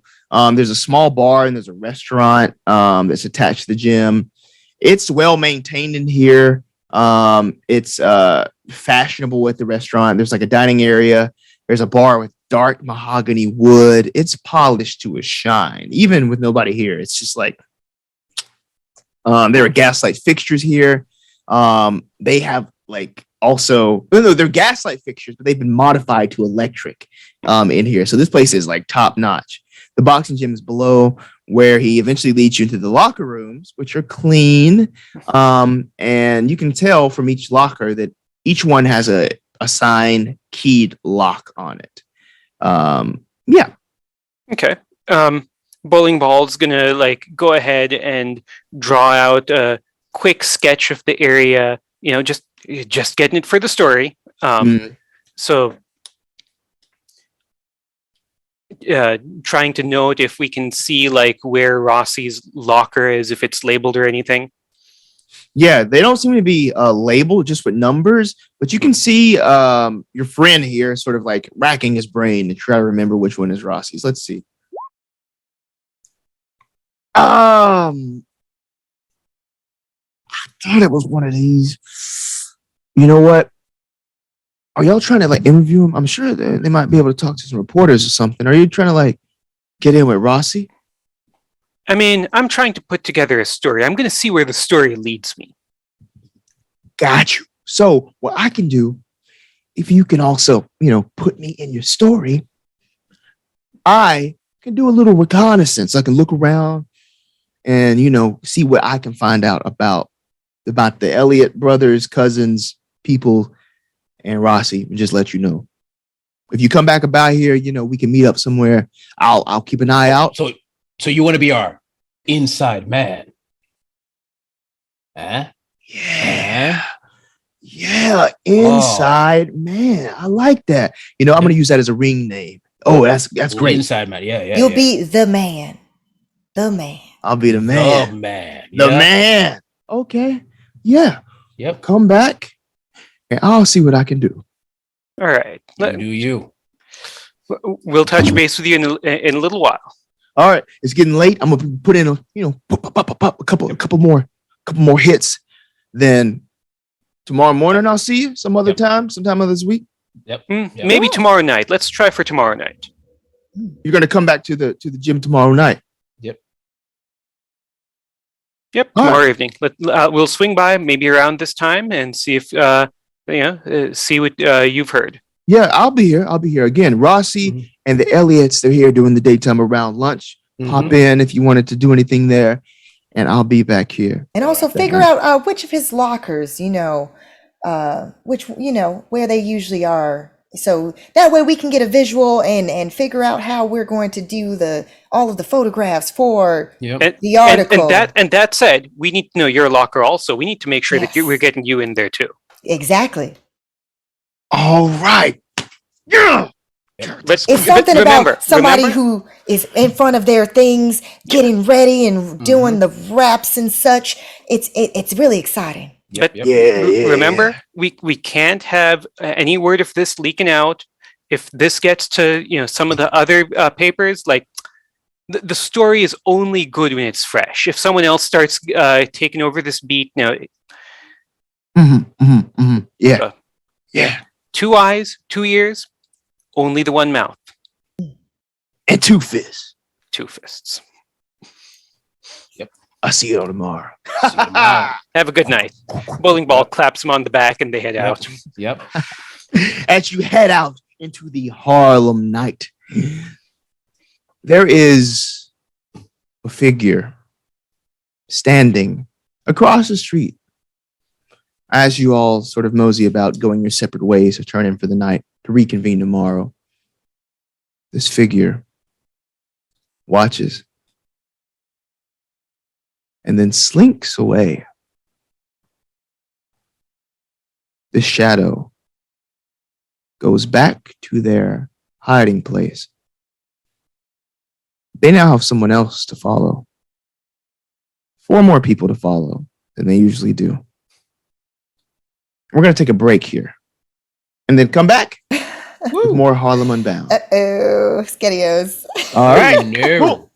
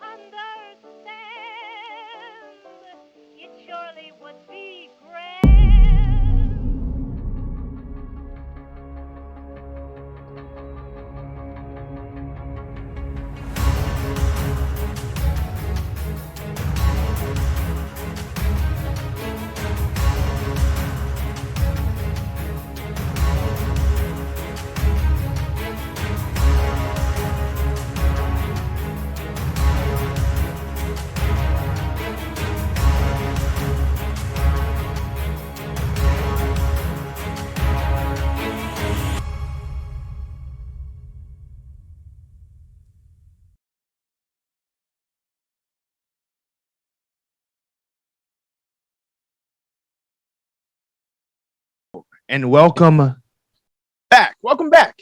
We are playing Harlem Unbound, a Call of Cthulhu investigation. When we last left our investigators, they had just talked to someone at the Linux Athletics Club where Stefano Rossi trains. So now we're trying to find some information on Stefano Rossi. And as the new day dawns here in Harlem, where would you all like to begin? So where do you convene to really discuss the day's proceedings as you start your investigation? I figure maybe we can meet up at the cafe where Bowling Ball usually stakes out his mornings and afternoons. All right. Yeah, I'm down with that. Okay. Yeah. Cool. So you're able to just go to this sort of local cafe here in Harlem. There is like nice, just dark woods in this place. There is lots of sunlight that floods into the main cafe area. There's big, wide windows everywhere around, as well as these sort of smaller, like iron tables inside. There is a bigger table that has room for all of you to sort of sit around and discuss, as well as pastries and hot coffee coming out from behind the sort of bar area there. And Bowling Ball's already got like 2 cups down in front of him, casualties. You're going to be ready to box very soon. Yeah. Marcus also has a cup of coffee. Just some coffee with some half and half in it. Yeah, that's all he has in front of him. Yeah. And this is called the Here and There Cafe, just for your reference. Tamara walks in and she's carrying a very small white box with red butcher twine tied around it, and she just asks for a coffee as she goes to sit down, and she places in the middle of a table a box of cannolis from Ferrara's. Ooh. Doctor, these are delightful. Thank you so much. Yes, they're very good. Almost as good as my nonna's. Not quite, but almost. Oh, are we going to get in trouble for bringing outside deliciousness here? I'm coming to visit nice people. I brought you a gift. No, it'll be fine. We're ordering deliciousness from here as well. All right. It's just, we're trying to make sure that we're being polite and considerate of the owners of this establishment. Of course. No, this is a good place. They're good folks. But these are amazing. And then Lottie's going to take, maybe steal an extra one. All right. So we're gonna wait. I'm assuming we're waiting for tonight to talk to what was that kid's name that apparently is a terrible boxer? Smith, whatever his name is. That we're gonna wait till tonight for Linux to give his report. But we still got the old manager, see if he's got any info. Anything else we gotta think about? Yeah. Do any of you know anything about this Abacus guy? Oh, that's the guy running the books, right? Yeah. Mm-hmm. All right. Yeah. I got nothing. You guys? I don't believe I know anything about them, no. Is it possible, Keeper, to see if Lottie might know anything, like if maybe they came to the pharmacy or something? Yeah. So if anybody would like to give me a Harlem lore roll, they can. Worth a shot. Yeah. Hey, how about that? Extreme success. Ooh. Still failure. All right. Still a failure. You and I together. But you know what? It was the third super cup of failure coffee. to me. Yeah. Bowling Ball need the third cup to finally start making all those connections. Lottie's just too obsessed with the delicious cannoli right now and trying to sneak. So she still feels self-conscious. So she's kind of stuffing them in her mouth, but kind of semi under the table to not be seen. Marcus is also into the cannoli, but he's not self-conscious. He is stuffing them into his face. They're delicious. Tomorrow, Abacus, whatever. Abacus, whatever. Tamara takes one and puts it on a napkin and then just kind of looks at whoever brings the coffee over and offers it. Okay, cool. So the Here and There Cafe is around, I would say it's on 135th Street and 8th. So not too far from the Linux Athletics Club, actually. Mm-hmm. But what you would know about the Abacus is he hangs out over at the Morningside Tea House, and I'll show you where this is. It's right here. sort of at 123rd Street. Yeah, it's not too far from Morningside Park. But what you would know is you've heard sort of rumors about him. This is a place to go to place all your sort of sports bets and such. What you would know is that it's like a normal, like, sort of tea house. But the way to sort of get the advocates' attention, you have to sort of queue in these wooden chairs, like right up next to the bar. You got to get in line, purchase a cup of tea, and then like wait your turn. But other than that, you would just know that he is just knowledgeable about sports, but also intolerant of impatient people. So it's one of those things. You just wait your turn, and you're able to place bets on future fights. And you also would know that since there's a fight coming up later in the week, people might start placing bets eventually. You don't know which way they're going to be placing them yet. But with Rossi killing that guy, things might be in his favor. So this is my suggestion, because I know myself as a person, and patience is not a strength of mine. So what I suggest is to get this done as quickly as possible.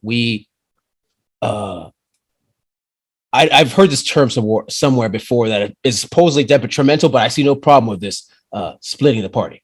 So what we could do is some of us can go talk to this abacus individual, some of us with more patience, and others could talk to Teresi, about why the transition from him as old manager to these new managers, and if maybe he knows anything about these new managers and how weird they may be. Is that acceptable to anybody? Sounds good to me. I'd be willing to go talk with the abacus. All right. I'm willing to go talk to Teresi. Anyone want to come with me? I'll go with you. Perhaps the similar language might be beneficial at times. Since I'm familiar with tea, I think that it makes more sense for me to go with bowling ball here. Very well. If you have any recommendations on what to order, I'm all ears. Oh, certainly. All right, then. Looks like we have a plan. But before we go on, do you mind if I have the last cannoli? Because it's thank you so much.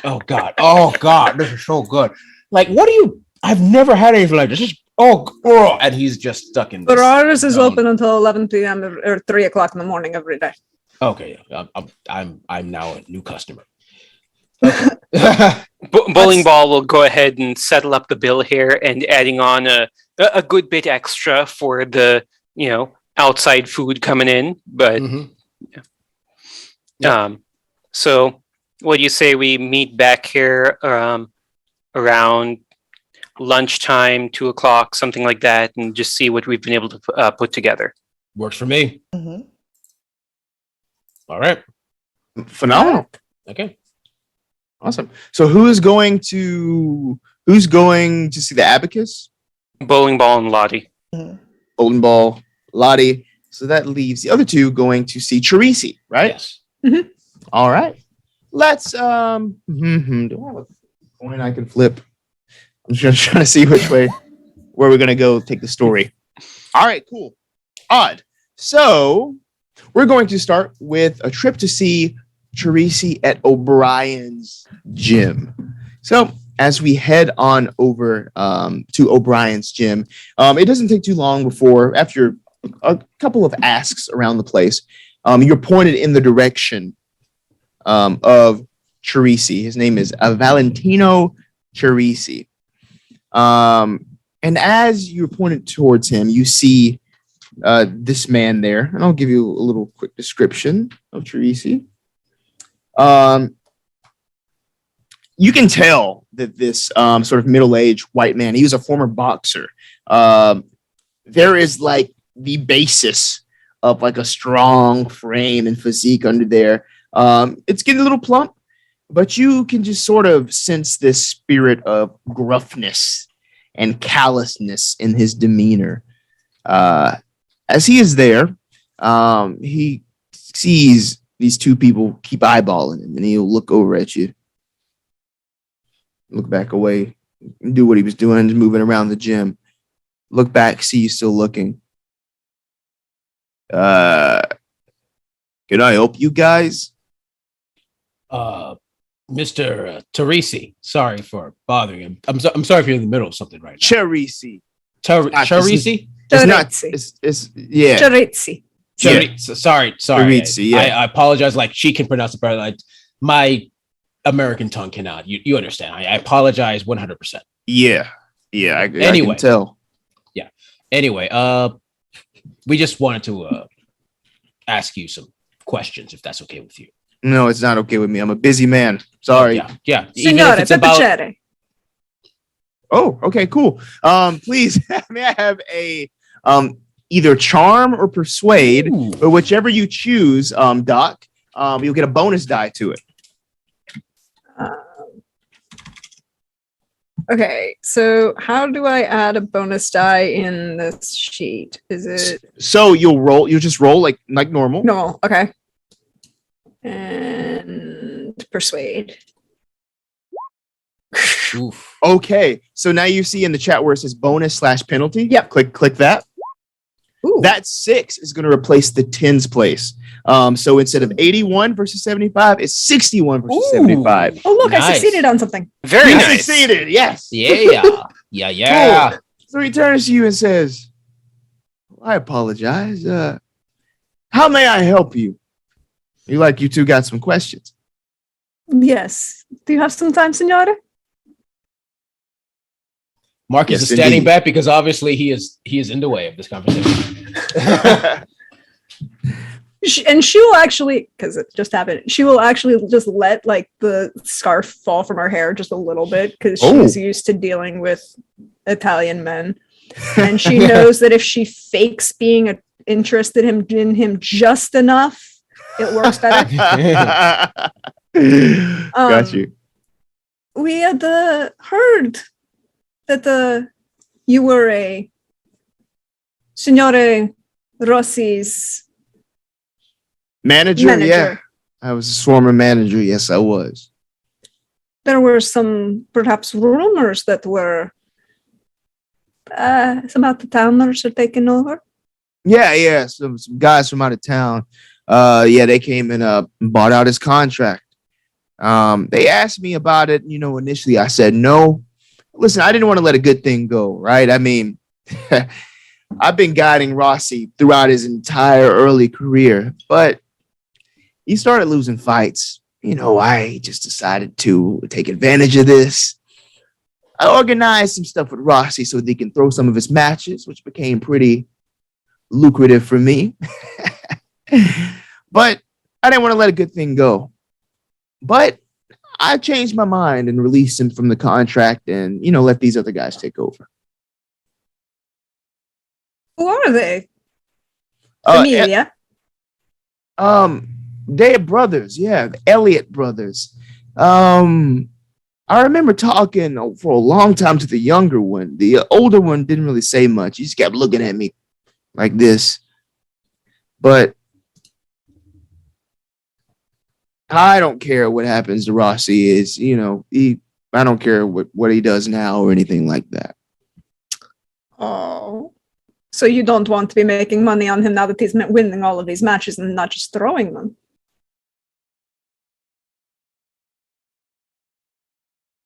No, I don't want to make any money. Signore, Oh, yep. can I Yeah, roll psychology on him? you can.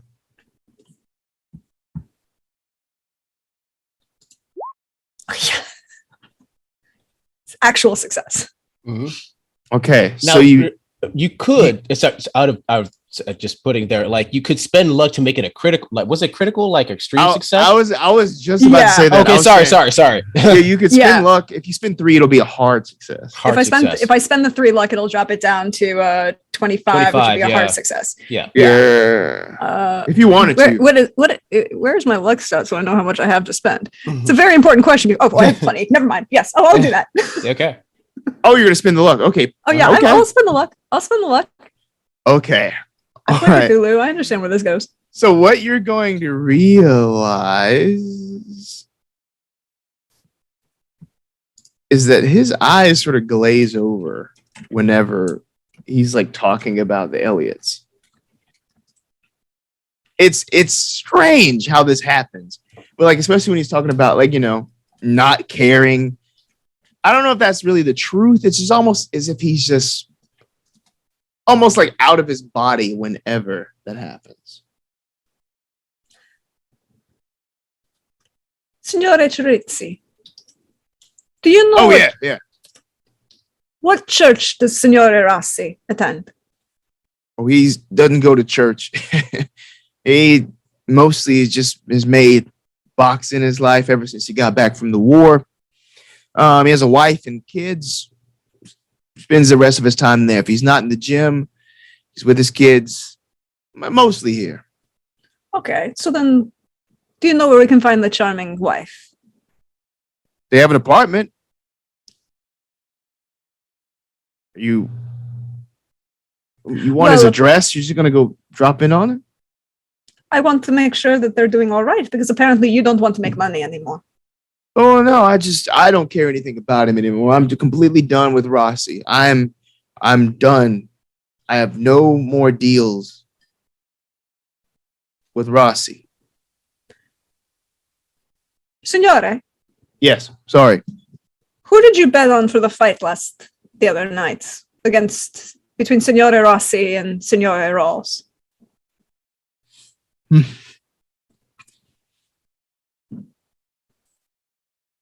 I lost a lot of money. Hmm. I bet on Rawls. I know Rossi better than just about anybody, and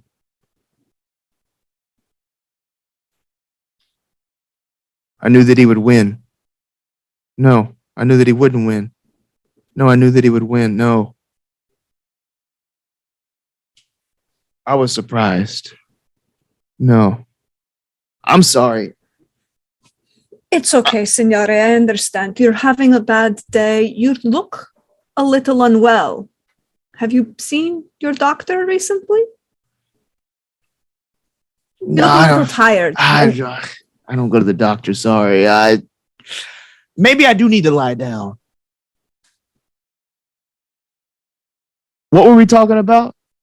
We were talking about how you need to go take a nap. I'll go do that. It was a pleasure making your acquaintance. Yes, of course. Have a pleasant evening, Signore.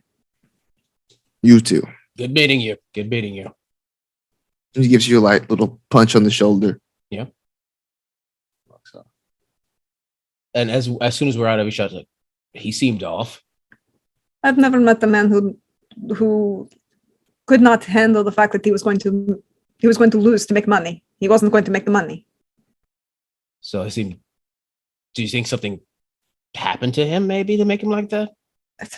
There's theories among the Freudians and the unions. You're saying words I don't understand, but I'm just gonna nod my head. Okay. There are weird people who practice this thing called psychology. Okay, I've heard of that word before. Yes, and the Freudians like to mess with people's minds with the pocket watch and the hypnotism. Wait, are you saying there are people who can like mess with minds with words? Yes, most women, but I'm talking more professionally. Oh, okay, that I understand. Okay. No, but the hypnotism is a theory that works some of the time, I guess. And if it sounds like perhaps these brothers might be doing things to manipulate the contract.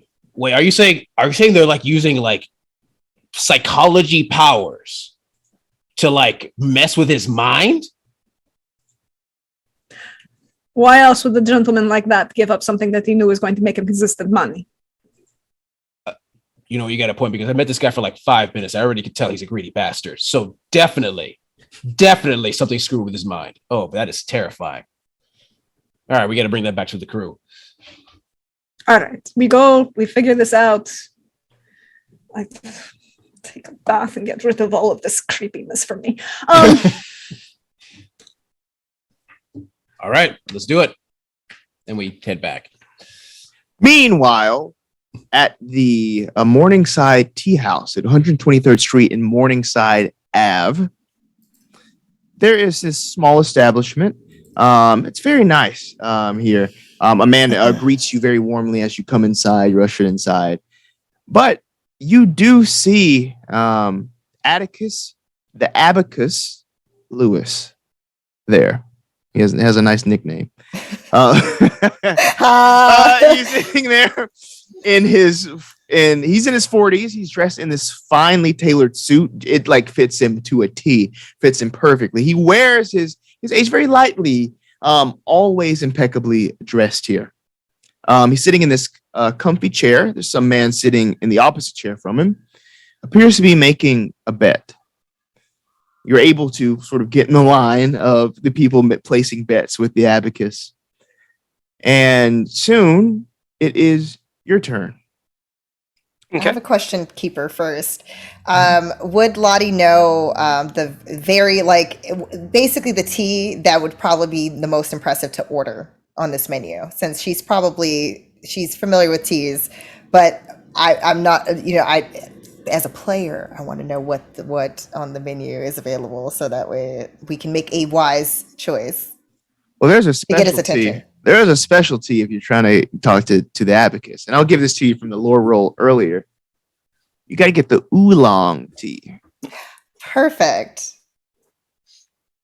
So I guess we've ordered 2 cups of oolong and are sitting in line right now. Yeah. Okay. Indeed. Anything you'd like to do before you're gestured over? Taking a look at the place, and just out of a sense of paranoia, where are the exits? There seems to be there seems to be like a kitchen area in like the back, so there's like a door to that. You assume there's an exit out the back that would lead into a back alley, but there's also the place where you came in towards the front. Abacus is sort of like, if you walk into the door, there's like a seating area directly to your right. So you had to walk past him and the person that was there when you came in to get to the bar that is on your left. So you kind of came in, got in line on the left. You made your way down and circled back to the front. So you're kind of right next to the door. Okay. Yeah, once you get to him. All right, and we're just about to take that next spot in the queue, I guess. Yes. Okay. Whenever Lottie you would like. whisper over to James. So what are we going to be asking him? We're just going to be starting out with placing a couple bets and then asking if he's got a moment to spare and indulge some broader questions. I don't know. I've never placed bets. I try to stay away from gambling and drinking and such. Why don't you take the lead on this one? If you wish.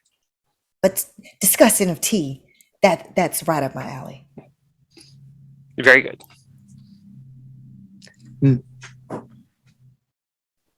Soon, Lewis gestures to the chair opposite. You can see this deep observation in his eyes as he looks you up and down, both of you. Okay. Please sit. Bowling Ball will go ahead and gesture Lottie towards the chair, and he'll sort of take a knee next to her. The two of them are there together, but she gets the nice seat, and he's got the oolong and saucer in his hands. So I presume you are here for the fight on Friday.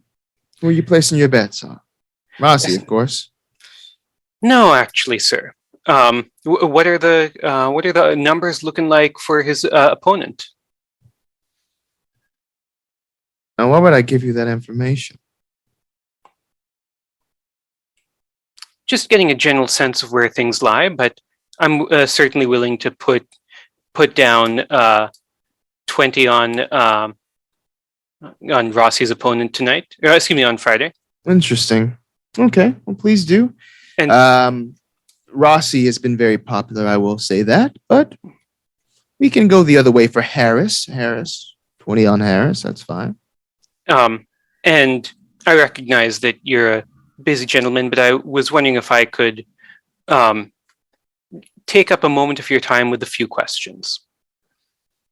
About About Rossi's last fight, actually. You've got my money. I'm not changing my bet, but just trying to understand the lay of the land. Okay, what about the fight?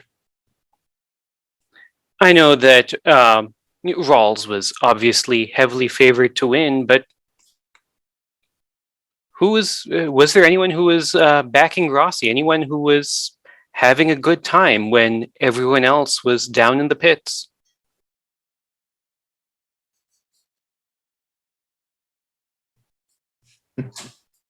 A lot of people lost their money on that one. I will say that. Are you a fighter yourself? No, not a boxer. No, I don't know much about the science, but I've met Mr. Harris and some of his friends. And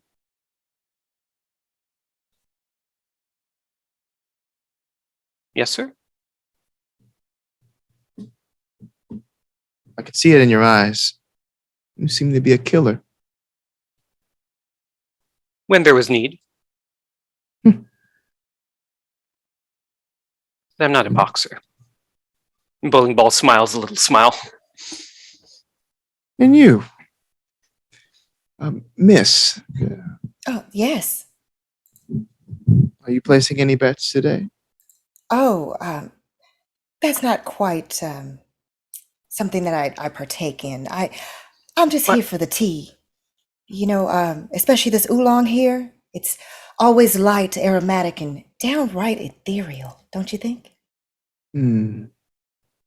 Indeed, I never get tired of the scent of the oolong myself. You seem to have lots of questions about Rossi.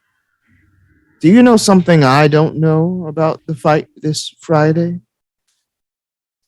I can't say that I know anything at the moment. I'm hoping to know something, but I don't have any information I can give you just yet.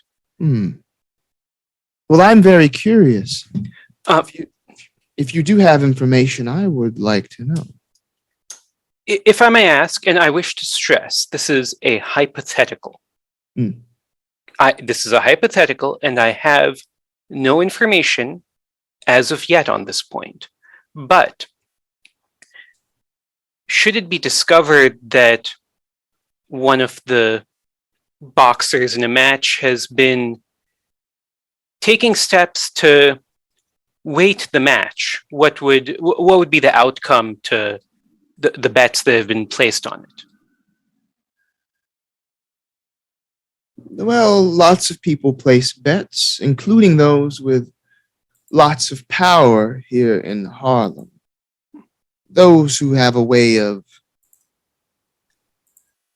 not losing in the end. Now, I'm friends with people on all sides of this place, and I try to stay on neutral territory, but if there is indeed a major shakeup, there could be trouble. As I say, I don't have any concrete information just yet, but if I were to come into possession of any such, I would, of course, let you know as soon as I could. Yes, because again, I don't want trouble either. I don't want this suit stained.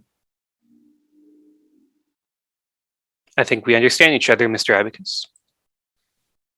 If Harris wins, please come collect your money. Very well. I believe the queue is filling up. Anything else? Thank you for your time and for this tea. Bowling Ball will salute slightly with the cup, finish the last remaining bit, and set it down. As Lottie kind of, prepares herself to leave, she's going to kind of look over it at Atticus. And does she get a feel for like whether or not especially because she was kind of observing while she was sipping her oolong, that he was holding back certain information or that he may have known more? Like if I don't know, a certain role that I could do for that. Yeah, that's like a psychology. Yeah.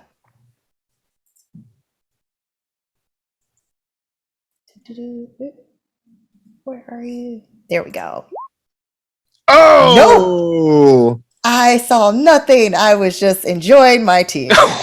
Abacus is like a brick wall. He is like an impenetrable fortress. Any sort of motivations behind his eyes are just completely unknown to you. And it seems like that's like on purpose. Being in the position he's in, he has to be that way.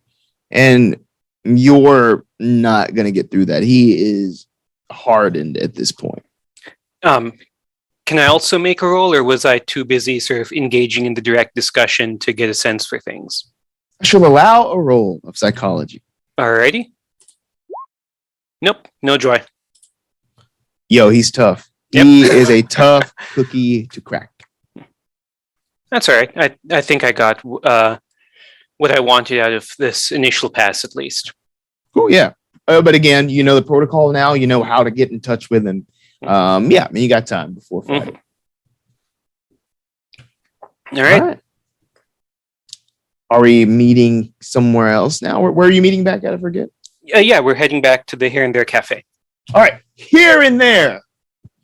All of our investigators convene on the Here and There Cafe. The smell of roasted coffee mixes into your nostrils once again. And there you are, Here and There. Well, as the doctor will probably tell you, we discovered some things about seems like, and the doctor can explain it better, like the Elliott brothers are masters of psychology powers and able to manipulate the minds of people. Bowling ball raises an eyebrow. Like Yes, hypnosis? Yes, of course. See, she usually like kind of That's the word. That's the word. Yeah, that's the word. How did you find this out? Well, Signore Terrizzi was exhibiting certain behaviors that were very contradictory. He kept staring off into the balance. He kept saying that he didn't want to have anything to do with Rossi, even though he knew he was going to win the match. He bet on him not to win the match because he didn't want to make money. His entire demeanor was very disjointed and dysregular. Very much a behavior of someone who is perhaps... And it wasn't anything like Mr. Ortiz when he's had one too many.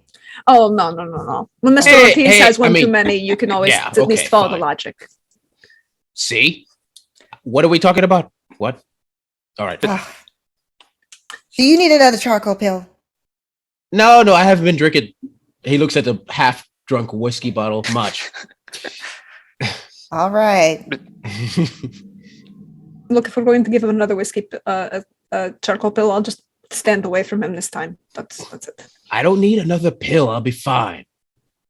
Both All of right. you can be quiet. There's two of you right now, right? All right. It's fine. No, We but talked to... go ahead, doctor, please. it just seems that he said no to the Elliott brothers first, and then they convinced him that this was a good idea. Yes. And this convincing was something that caused him to just behave completely out of character compared to the rest of the time? He says he doesn't want to have anything to do with Rossi anymore. Before he said when he knew Rossi wasn't a very good fighter, so he was arranging for Rossi to what the word in English? Throw a fight. Take a dive. Take a dive. Yes, And so they were talking about this, and then he says, "No, I'm going to give him this," and and then all of a sudden he's winning the matches, and he doesn't want to have Rossi back. Did he seem afraid? I mean, people do interesting things when they are fearful, especially for their lives. He didn't seem to even know to be afraid, right? He every time he started to think about Rossi or the brothers, he got some off track. Like there's a block in his brain. See, so the hypnosis is a theory, and I cannot confirm yet, but this is a theory that I am pretty sound on. It does sound plausible. And yourselves? We talked with the abacus. He has really good taste in tea, by the way. Along with really good taste in tea, the money is very much running towards Rossi in the fight. He said that if we come up with any evidence of either the last fight or this coming one being rigged, that he can take steps, and I don't think the fight will be a problem anymore. But he didn't seem like he was willing to give out too much more without getting something in return. Very tight-lipped.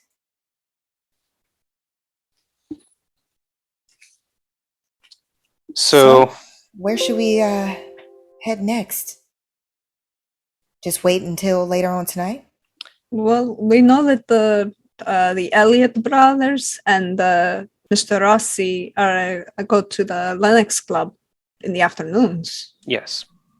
Perhaps it might be beneficial to see how they interact, even if from a distance, if we don't introduce ourselves. But Do any of you have any other contacts in the Lennox Club? Anyone who can perhaps be a bit more of a reliable eye than our good friend, the pugilistic Mr. Smith? The keeper, does Lottie know if they have like a resident doctor or physician who, maybe checks in on the fighters or is there in case things get out of hand? Yes. So give me an education roll for you. Yeah, you give me that. Okay. And we'll see if you know of anyone there. Let's see here. And where can I find that? Oh, it's one of the characteristics at the very top. So like strength, power, appearance, all one of those. Oh, yes. Okay. Oh, here we go. Finally, hard success! Nice. Yay! Boom, boom. All right. She's not useless, guys. She has information. All right, cool. Hey, let's create an NPC. Who do you know that is a doctor that sort of frequents the Lennox Athletics Club? Because again, lots of injuries in boxing. Lewis Jackson. Jackson, Dr. Jackson. All right, cool. Yeah, Dr. Jackson's over at the club. You know that he would be there sort of like during the daytime around this time, sort of checking in on injuries and such. And he is someone that you do know.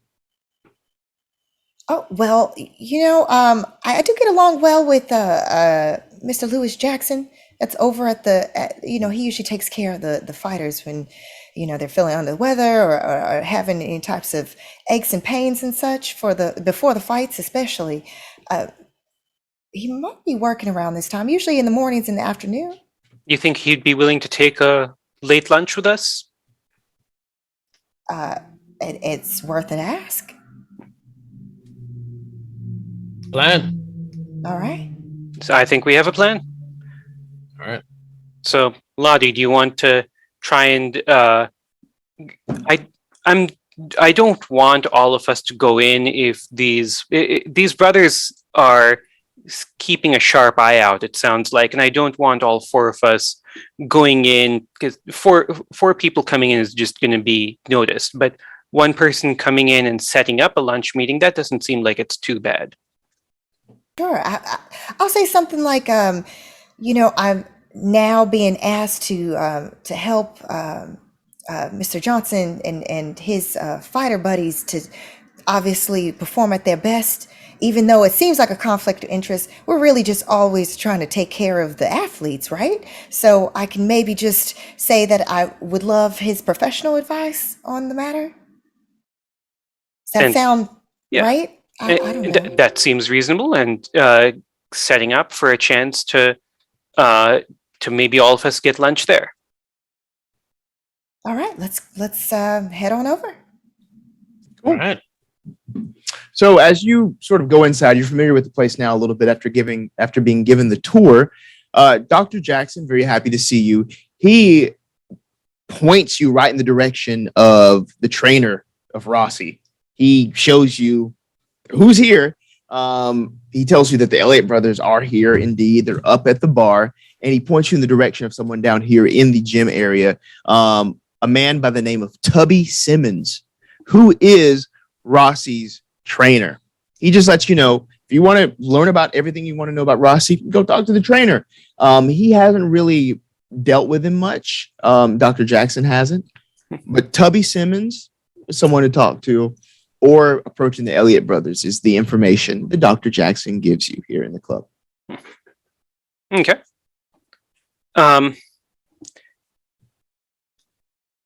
I figure let's maybe try talking with Tubby and seeing seeing how that goes. Does Dr. Jackson know if Tubby's like been Rossi's trainer throughout, or is he someone who came in along with the Elliots? Oh, he's been there from the beginning. He's seen him evolve, and has sort of trained him for his entire career. Interesting. All right, so let's talk to Tubby. Tubby seems like the best lead. Mm-hmm. Yeah. So Dr. Jackson points you in the direction of Tubby. Tubby is there. He is just a rail thin, tiny little guy.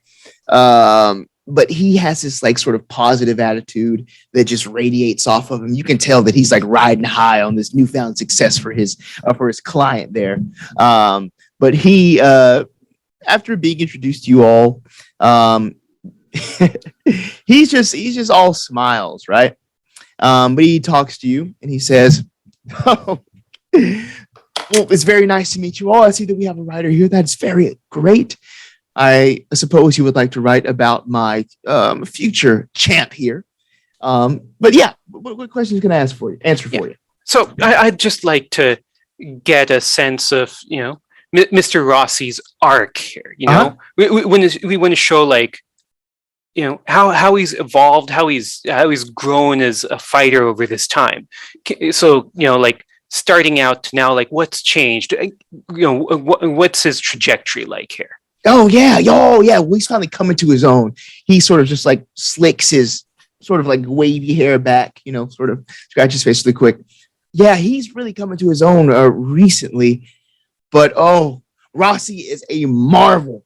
I've worked with him for years, but he was never the best really until recently. I think he was taking some dives, according to his last manager, though, throwing some fights because of him. But after years of that, those mediocre performances, he's emerging. He seems to have fully dedicated himself to his craft. He's winning fights that he would have lost years ago. But this is exactly what I want to hear, because this sort of story, this sort of comeback, that's the thing that readers latch onto. That everyone can see themselves in a comeback. I don't know that we want to talk about like him taking a dive. Like he's the upcoming champ. You don't need to have that going around in the press. So let's not get into that bit. But like, has there been anything that he's done to like change around? Like, is he, I don't know, eating his breakfast every morning, or new training regime or something like that? Well, what are you doing? Well, honestly, nothing really different. He is, just training harder than ever, though. But in my experience, I think that heavyweights, they mature a little later in life than, the lighter classes do, in my experience. So I just think he's coming to his own. But he can take a ton of punishment. He won't let up.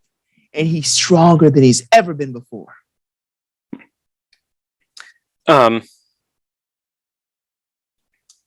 Strong. All right. Yeah. And you're saying that nothing changed with the training, or because I was hearing that, those punches he was throwing, it was like nothing anyone's ever seen before.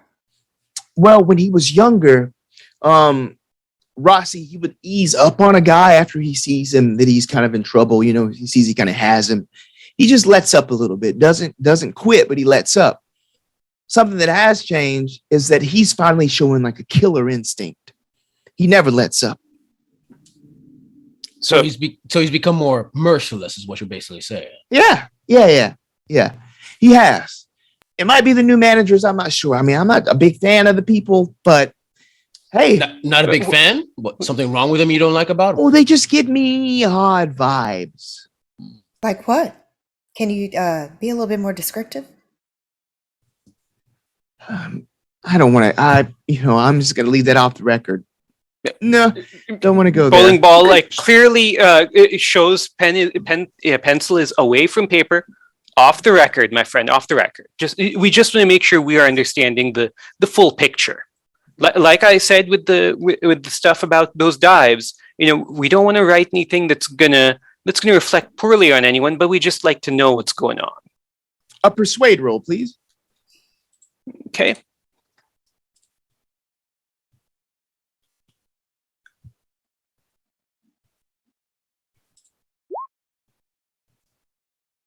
Uh, 62 versus 70 is a success. I don't like them. Apparently they're his cousins. But they just seem to come out of nowhere. Yeah, they're cousins of the guy. And it's just weird because he never talked about him before. I didn't know he had any cousins in Massachusetts. But they came into town, started managing him, he started winning. But, I think it is for the good. I also think he might be fighting harder because he wants some good paydays for his kids. Now, there's one thing that Rossi loves. He loves his kids. He'll do anything to keep those kids safe. His kids, that's another thing. That's the human interest. That hooks the reader. What are his kids like? Who is his family?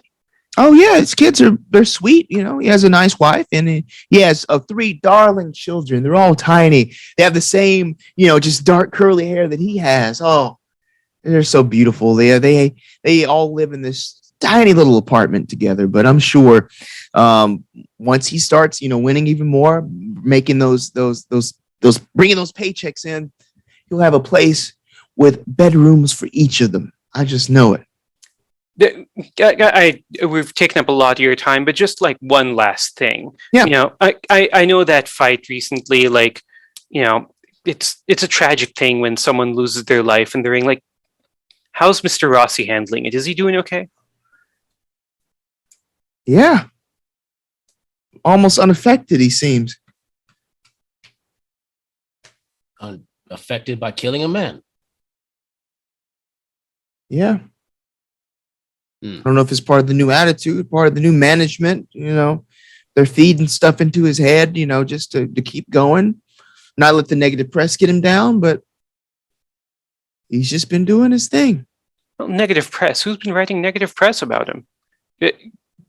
Well, I don't think any press about killing a man in the ring could be positive. So I guess any press around it is negative just by the nature of the thing, which makes sense. I get it. Yeah. Signore, quick question. Please. Signore Rossi, the new managers, they're his cousins, you say? Apparently, yeah. Do you happen to know their names? Every time we turn around, somebody just can only describe. The Can't Elliott seem to brothers. remember them. Oh, the Elliott brothers. Is that their first name or their last name? Last name. What are their first names? Their first names are Nahum and Joab. Nahum and Joab? Yeah. Is that French or what? No, what? It's like biblical. Biblical. Joab. Joab. Hebrew. Can I roll history on that? Yeah, please. Yeah, please roll history.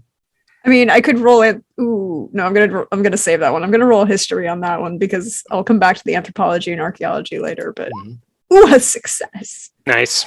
Okay, yeah, definitely Hebrew. Nahum, consolation, and then of course also a biblical name. And then Joab, derived from the name of God, the YHWH, which meaning father. So yeah. And there's just this look like she turns and looks at Lottie and just goes,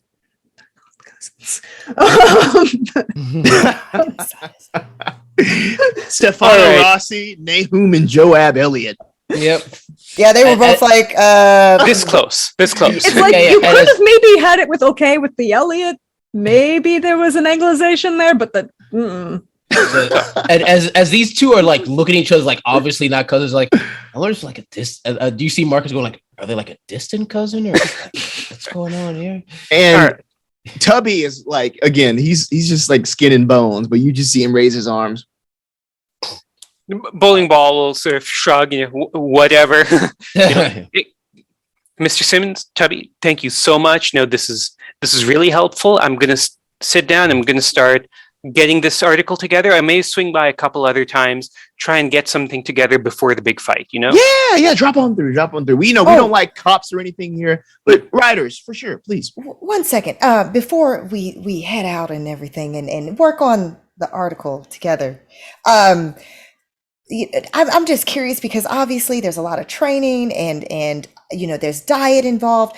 Was he taking any type of supplements or anything to help him as far as just recovery and such? Do you know about maybe even that the Elliott brothers, with very interesting first names, may have encouraged him to take? There has been one change in his sort of diet and just routine in that sense. I would love to hear about it. He has been drinking a lot of water as of late.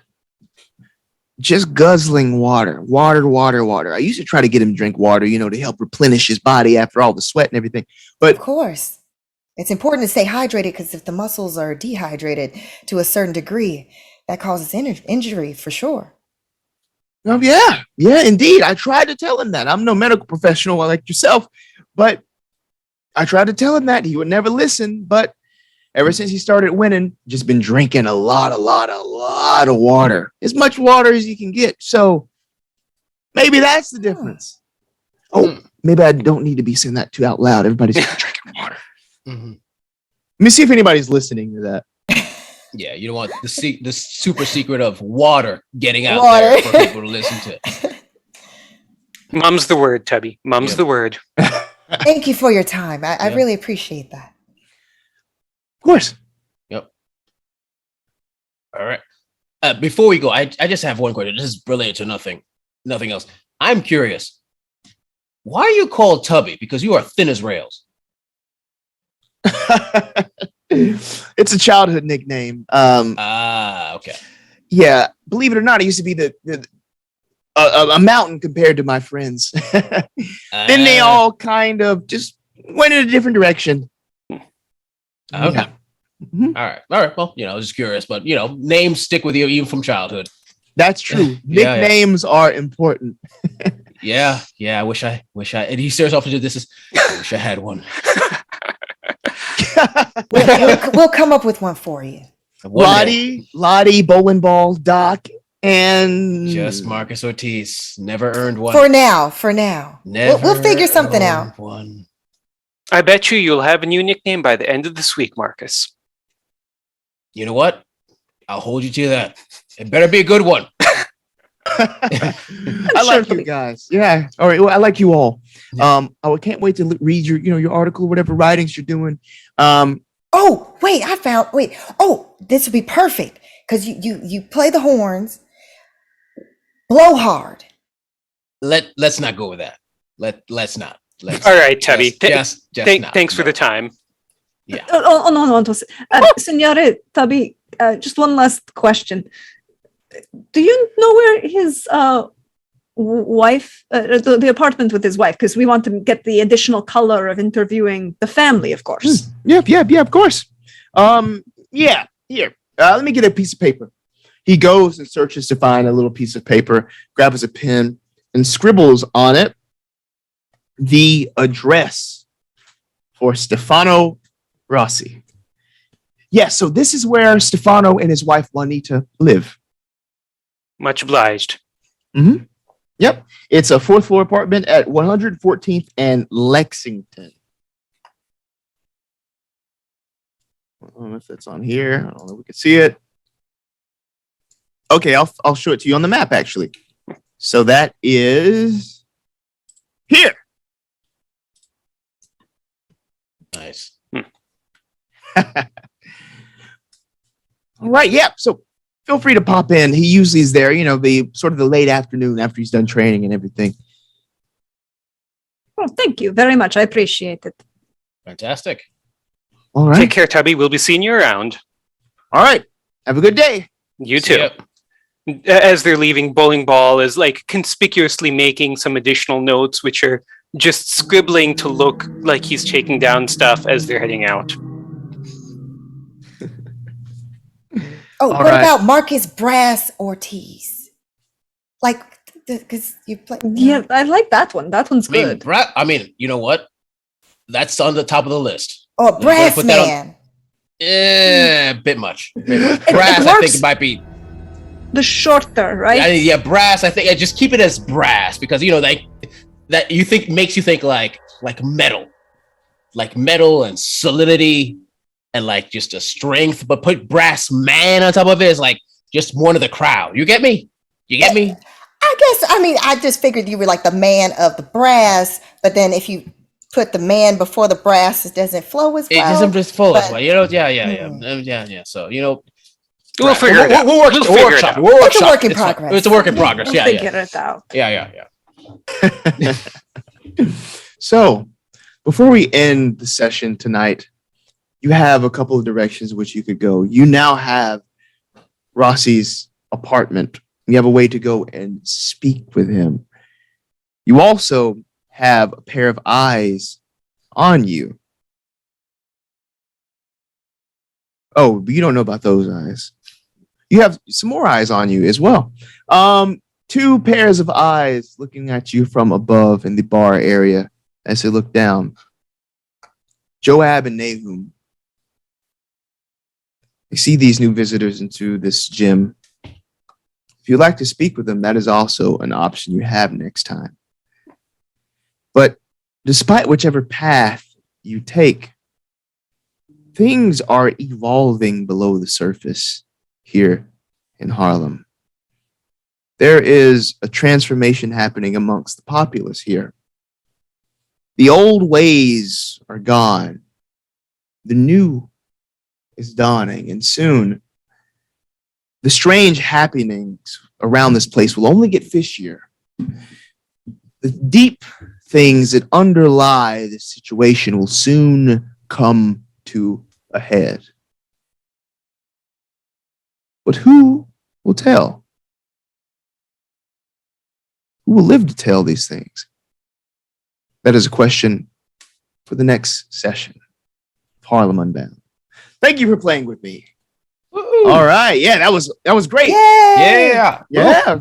Cool. So we'll be back. If you're watching this live, we'll be back tomorrow. If you're watching this on YouTube, click on to the next episode. Mhm. We'll be playing the second half of the Contender, a love story. Unfortunately, for our second session, Utahime will not be with us.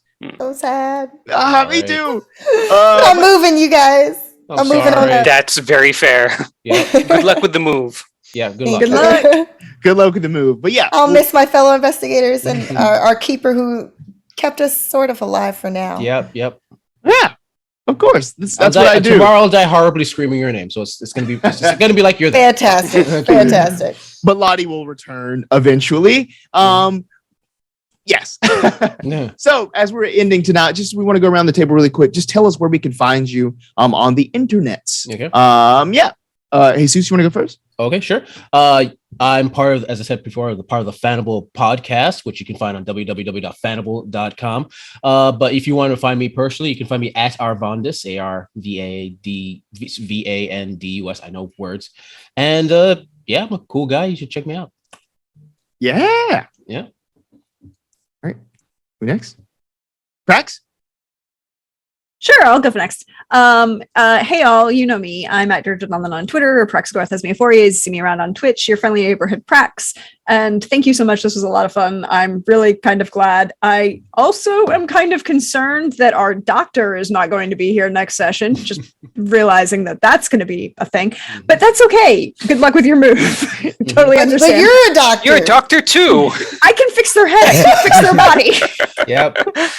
But I mean, the head is connected to. Well, Yep. that is if it stays connected to the body. Yeah. Yeah. There we go. There we go. There we go. Yeah. This is Oh. totally not a body horror thing. What are you talking about? Of course not. Of course Cthulhu not. and body No. horror. I'm sure there's no connection. None at all. None whatsoever. But as for me, you can find me around. follow me on Twitter because I'm a post where I'm going to be and all the fun, wonderful people like these fine folks that I get to play with. And I'm going to be announcing a thing in the near future. We just wrapped the last finales for our Mechton game and our Witcher Season 3 game, which they ended up splitting the party on that. That was fine. It just means I have things to plan for next season. But other than that, I'm just here. Yep. Nice. Utahima or Humza, whoever wants to go. Either way, I'll go since you said my name first. Hi guys, I'm Briana, but I'm known on social media as Utahime, Utahime, Utahime cosplay. As the name suggests, I am a cosplayer. I do stream occasionally on my own channel. I promise I'll get back to that after our move as well. And also, too, I'm up to lots of different tabletop shenanigans on a weekly basis. If you want to see what I'm up to, because there's going to be some announcements to come, I will also, too, be at San Diego Comic-Con, and I'm a part of some amazing panels that weekend. So definitely check my socials for that information as well. And again, Utahime Cosplay on pretty much every social media platform except Briana DeCoster on Twitter. But I had such a fun time, as usual, playing amazing Harlem Unbound with you folks. So thank you for having me, even though I rolled poorly, so I apologize. Lottie was having a rough time, but, you know, she tried to do her best. Humza? All right, I'm Humza Kazmi. You can find me online at Alandaros, ALLANDAROS, or the social media for my tabletop company, the Hydra Cooperative, at Hydra Co-op. My first solo written adventure, Home is the Hangman, was one of the Bag of Nails for Haunted West, the sequel to Harlem Unbound that Chris released last year. So you can check that out as well. And yeah. Awesome. And again, my name is London Carlisle, actor, TTRPG enthusiast as well. I play lots of stuff on the internet. You can follow me at London Carlisle on Twitter. What do I have coming up? Sunday, July 17th, next Sunday after we're filming this. You can find me on YouTube for virtual Jane Con, like the Jane Austen convention, playtesting an Austen-inspired hack for the Queen. It's a great game. You can find me with some other talented people doing that. Other than that, find me at or on the podcast Ain't Slayed Nobody, which is a Call of Cthulhu podcast set in the Old West. We were just nominated for Best Podcast at the Ennies, so we're very excited about that. Thank you very much. So I love that show. Love playing COC. Yeah, I love Cthulhu. This is a great game, and I'm excited to play it with you all again tomorrow. And with that, all right, we're gonna head on out. Thank you so much, London. See Have ya. a good night, Thank folks. you. Thank you. Bye, Good night, guys. Hepcats.